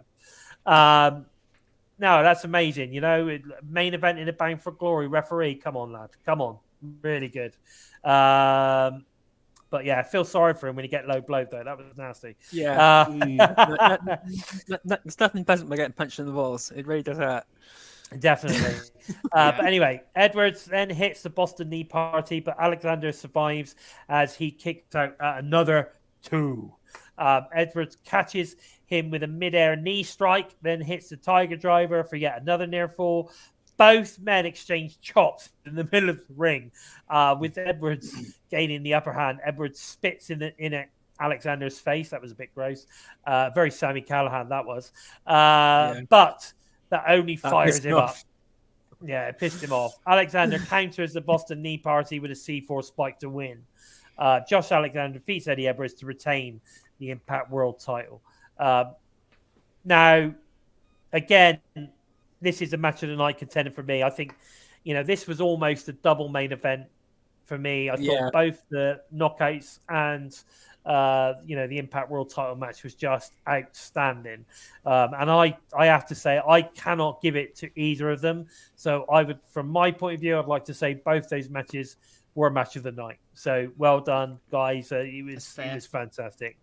After the match, Honor Moore jumped Alexander from behind Rich Swann, and he's tried to make the save, but immediately fall victim to the numbers game. You can't beat the numbers game in wrestling. Bully Ray's music hits. Boo! And just when it appears that he's going to call his shot for an Impact World title opportunity, just like last year, he joins forces with Alexander to take out Honor No More. Bully stares down Alexander and hands him the Impact World title as Bound for Glory goes off the air. As well as obviously having a few choice words as well. Yeah. You know, like I said, you know, for me, the ending is the what do you want? I don't know. The I don't know. It's a What do they cliffhanger. call it? It's a cliffhanger. It's a cliffhanger, but it's like it's almost like it's setting something up. It's setting you up to believe something's going to, you know, the way it's going to go. And like I said, I think great storytelling is when, you know, it takes you by surprise, and actually what they've set up is not what's going to happen. So that's my thoughts on it. I think it was a fantastic pay-per-view. Some great surprises, some fantastic matches, incredible storytelling. My favorite pay-per-view of the year. That's that. Done. That's Bound for Glory in a nutshell for me. What about you, boys? Yeah, like you say, it was a hell of a main event. You knew you were going to get a wrestling clinic from both Josh and Eddie, because they always deliver. And that added story, the commentary added in here, really helped elevate the match. It got really brutal at a few points, which I think helped the match. And there was a few times in this where I thought maybe Eddie's going to do it, which again is great storytelling in the match. But Josh coming out the victor is another notch in his belt. And like you say, Bully coming out at the end. It was a moment where I thought he was going to cash in, and him and Josh were just going to pin the Kingdom for the tag titles. Yeah, definitely. That's right. That would have been a fucking brilliant twist in the whole story. Oh my god, yeah. But overall, I think I'm going to give this pay-per-view 8.5 out of 10. That's what I'm going with. 8.5 out of 10. I think it still could have been a few things that were better, but production was great. I love the new camera angles. Commentary was fantastic. Matches were top notch. But like I said, there could have been There's a few. I mean, potentially you could say questionable booking, but I think clever booking. So we'll just have to wait and see. But it was one of those shows for me that the 3 hours just went by like it was an hour. It went just the way it flowed was fantastic. So I loved it. The flow was perfect. I sat there and watched it end to end, almost just literally just taking it in. And for me to pick the match of the night for me was the Knockouts title match, and without a doubt that was just incredible. We expected this massive clinic from Josh Alexander and Eddie Edwards as well as Jordynne and Masha Slamovich, but the Knockouts delivered on this night more than the main event did. Yeah. I think like most of the pay-per-views, this ranking, what we give, will go up or down depending over the next few weeks. Yeah. Yes, sure. Yeah, you might be right there, definitely. But, the tag team match between the Motor City Machine Guns and OGK was amazing as well. Yeah, it was just amazing stuff all round. I think it was just a fantastic pay-per-view. Yeah. You just noticed there, Kevin Ostrey's just come into the chat there. Not seen Kevin before, but he was at Going for Glory. So you lucky man. Lucky guy. And it says he said it was amazing. So I can imagine it was. I would imagine that. I mean, the crowd were on fire. But there you go. Can I just mention Hakeem's just mentioned there? He's got a new article coming out. 10 wrestlers you never thought would appear in Impact but did. So looking forward to that one. Give him a read. Make sure you go and check his art. Yeah, Hakeem is a fantastic. He writes some fantastic articles. So make sure you go and check those out. Oh baby! We then basically head into what we've got coming this week. We've got the digital media exclusive match, which is available now. I think you've got to be an Ultimate Insiders and on YouTube. I think it's available on Impact Plus as well now. If obviously you're a subscriber, but if you're not, then I think it becomes available either Saturday or Sunday night maybe. So at the weekend anyway.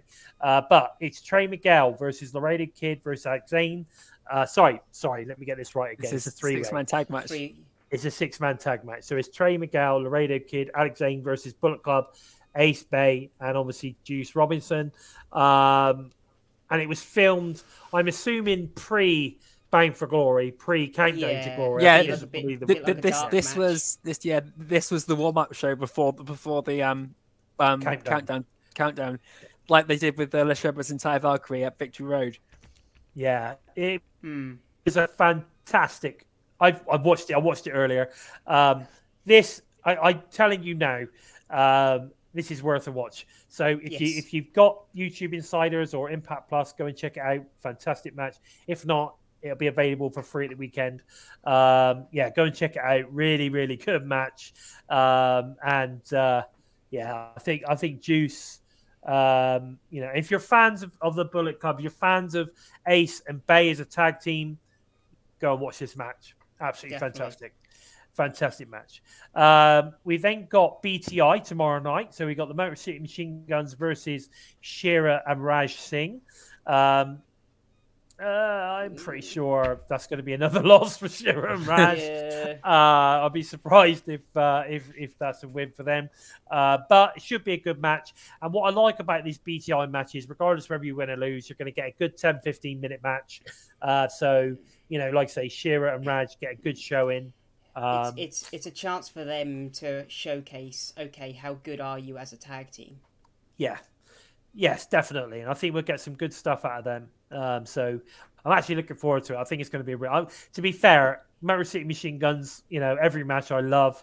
I just want to watch them all night long. They're great. Yeah. So, any match that they're involved in is going to be good. And it's going to be good. I love this match! It's going to be great to see them against Shera and Raj Singh as a team. We're always saying we haven't got many tag teams. Well, actually, we've got quite a few. Obviously, we haven't necessarily got teams that are all capable of being top of the card. I think we have in Bay and Ace. So we're going to see how they progress those over the next few weeks. They're going to get a massive push now. I think they're going to get a push. I think we may see them having a knockout. Having a tag team title match at Hard to Kill. And who knows, that's when they could become tag champs and then make everybody happy because they've not been pushing the young guys. So we'll wait and see. There's so many people that have got no patience, but there you go. Then we go into Impact. Of course, it's the Fallout from BFG show. Josh Alexander is going to kick off the night.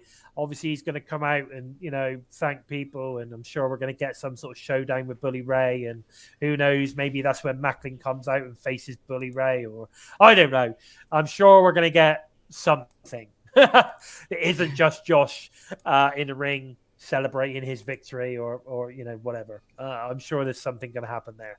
We've then got VXT and Giselle Shaw making a 3 versus the 3 Death Dolls. It doesn't state whether this is like a 3-on-3 as such, or it's actually a tag 3-on-3. I'm assuming it's a tag 3-on-3, to be honest. Yeah. So I'm looking forward to this. Again, you're talking 6 fantastic wrestlers. I think Giselle Shaw's going to lose it for Vexed or something like that, or whatever, and Death Dolls are obviously going to get the win. But maybe not. Maybe Giselle Shaw's going to get the pin on Rosemary or something. Yeah, I think Rosemary's going to take the fall on this, and it's going to then add to the instability between the Death Dolls and Rosemary. Yeah, maybe. But we'll see. So I'm looking forward to this one. We then obviously, as we know, we have Matt Cardona versus Burpinda Gujar. And, this one was set up, as we were saying earlier, in the Cool Shot Gauntlet. Yeah? So with Matt Cardona, sending Gujar out. Or was it? And that's the history between Gujar and Myers as well. Of course, we've got that as well. So does it lead to someone coming in with Gujar if Myers and Cardona get back together? Yeah, exactly. Major players, baby. You never know. And again, that's another thing. Now Matt's back. There's another potential tag team, the Major Players. So let's not get too despondent. All right. There could be, there's plenty of stuff to look forward to, I'm sure. So we've got that one. We've then got the no DQ match of Killer Kelly versus Tasha Steelz. Again, this is revisiting, the previous story that we already had going on. Again, this is what I was saying earlier. I think Savannah Evans is getting pissed off. Yeah. She seems to keep taking the fall. Tasha's taken her out. She took her out with Killer Kelly. Is it now time that Killer Kelly, gets Savannah to turn on Tasha? Maybe. We do need to see them split, I think. And not just for Tasha. Not just for Tasha. I think we need Savannah to move on. Yeah, she needs to move on. Savannah. Yeah. She needs to move on, and so they need to split them two up at some point. Maybe this is where it's going to happen. We've also got, which I think, I don't know where this is going, which of these matches is going to be the main event, but I would imagine it could be this one. We've got the Trey Miguel versus Laredo Kid versus Alex Zane versus Kenny King versus Yuya Uemura versus Black Taurus in an X Division 6-way matchup. Now, it doesn't look like, it's not a number one contender match on the line or, shot on the line or anything like that. We're just getting a badass match. All the indication is that this is an incredible match. So I'm assuming this is going to headline. It's either going to, it's not going to open because Josh is obviously opening. Yeah. So I think Josh is going to open it up. I think this is going to close the show in spectacular fashion. So looking forward to this. I think we've got some, and again, when you look at this, there is potential in there for feuds as well being created in this 6-way, which I think is probably where it's going. Who do I see winning? I think Black Taurus or Kenny King. But there you go. Yeah, both. Yeah, Black Taurus. Oh, I love that sound bite. But there you go. Hi, Black Therese or Kenny King or Trey Miguel are going to win this one, and I think most likely it's going to be Trey Miguel, and then maybe he's going to get a push on Frankie Kazarian. Yeah, maybe. I mean, I'd love to see Laredo Kid get in there. You know. Can I just say a quick hello to Nitro22? Yes. He's joined us live tonight. It looks like he's very rare that I get to listen to you live stream. Just wants to say thank you and keep up the good work. Oh, no worries. Thank you, my friend. Thank you very much. Pleased that you managed to get to join us live. We appreciate it. Don't forget to leave us any thoughts on any of the stuff we've just been talking about because we're very interested in what you guys have to say. So, Critical Sting, so much for AAA and New Japan Pro Wrestling guys not being able to work together. Well, there you go. Yeah, exactly. So all the bullshit. We don't believe any of that. So.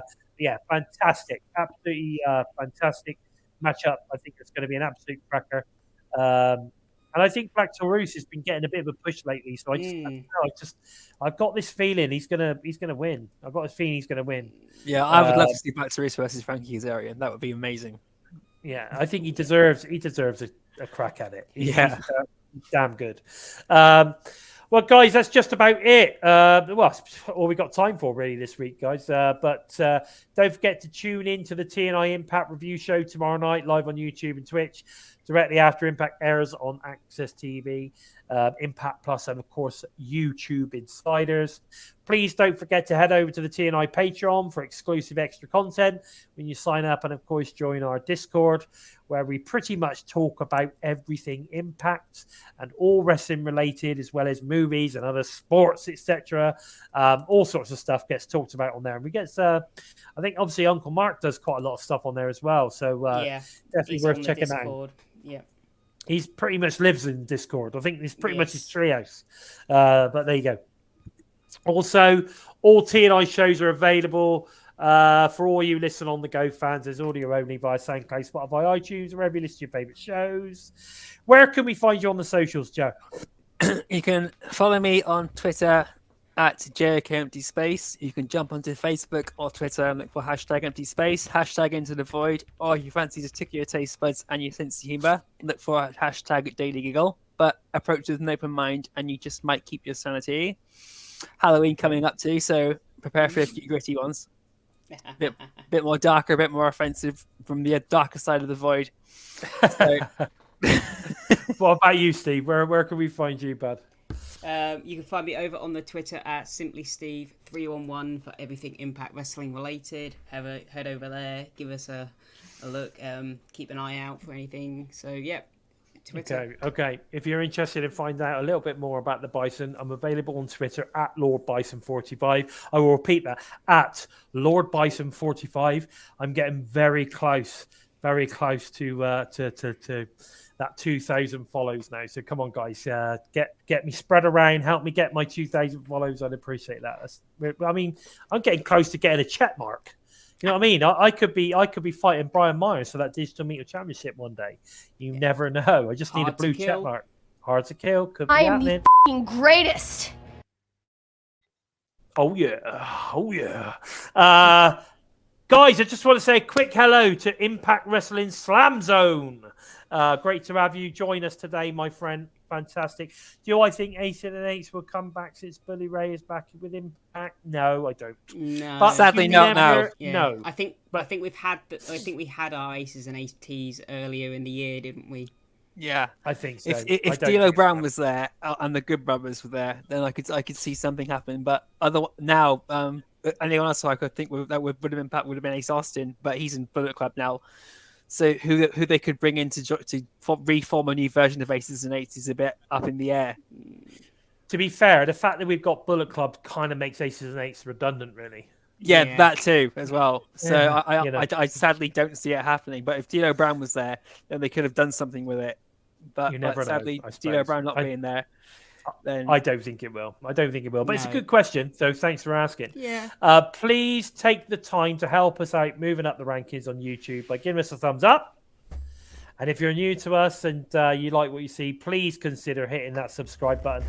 And don't forget to give the bell a tickle, a squeeze, or even a smash to never miss any of the TNI UK US team's great impact-related content coming out each and every week. Don't forget, if you want to support TNI, head over to the Spreadshirt store. Or, of course, you've got the prowrestlingtees.com/total nonstop impact. Or why not leave us a super sticker? Throw out the shows to show your appreciation. We will then play a soundbite to say thank you. I think I probably need to bring that at. I should say that at the beginning, really, shouldn't I? But never mind. I think maybe I should. I think I might add that at the beginning. Yeah, bring it. There you go. Yeah. But guys, with all that said, I have been Bison, and they have been the Joker, and of course, Simply Steve. And this has been episode 104 of Impacted. Take care, everyone. Take care, guys.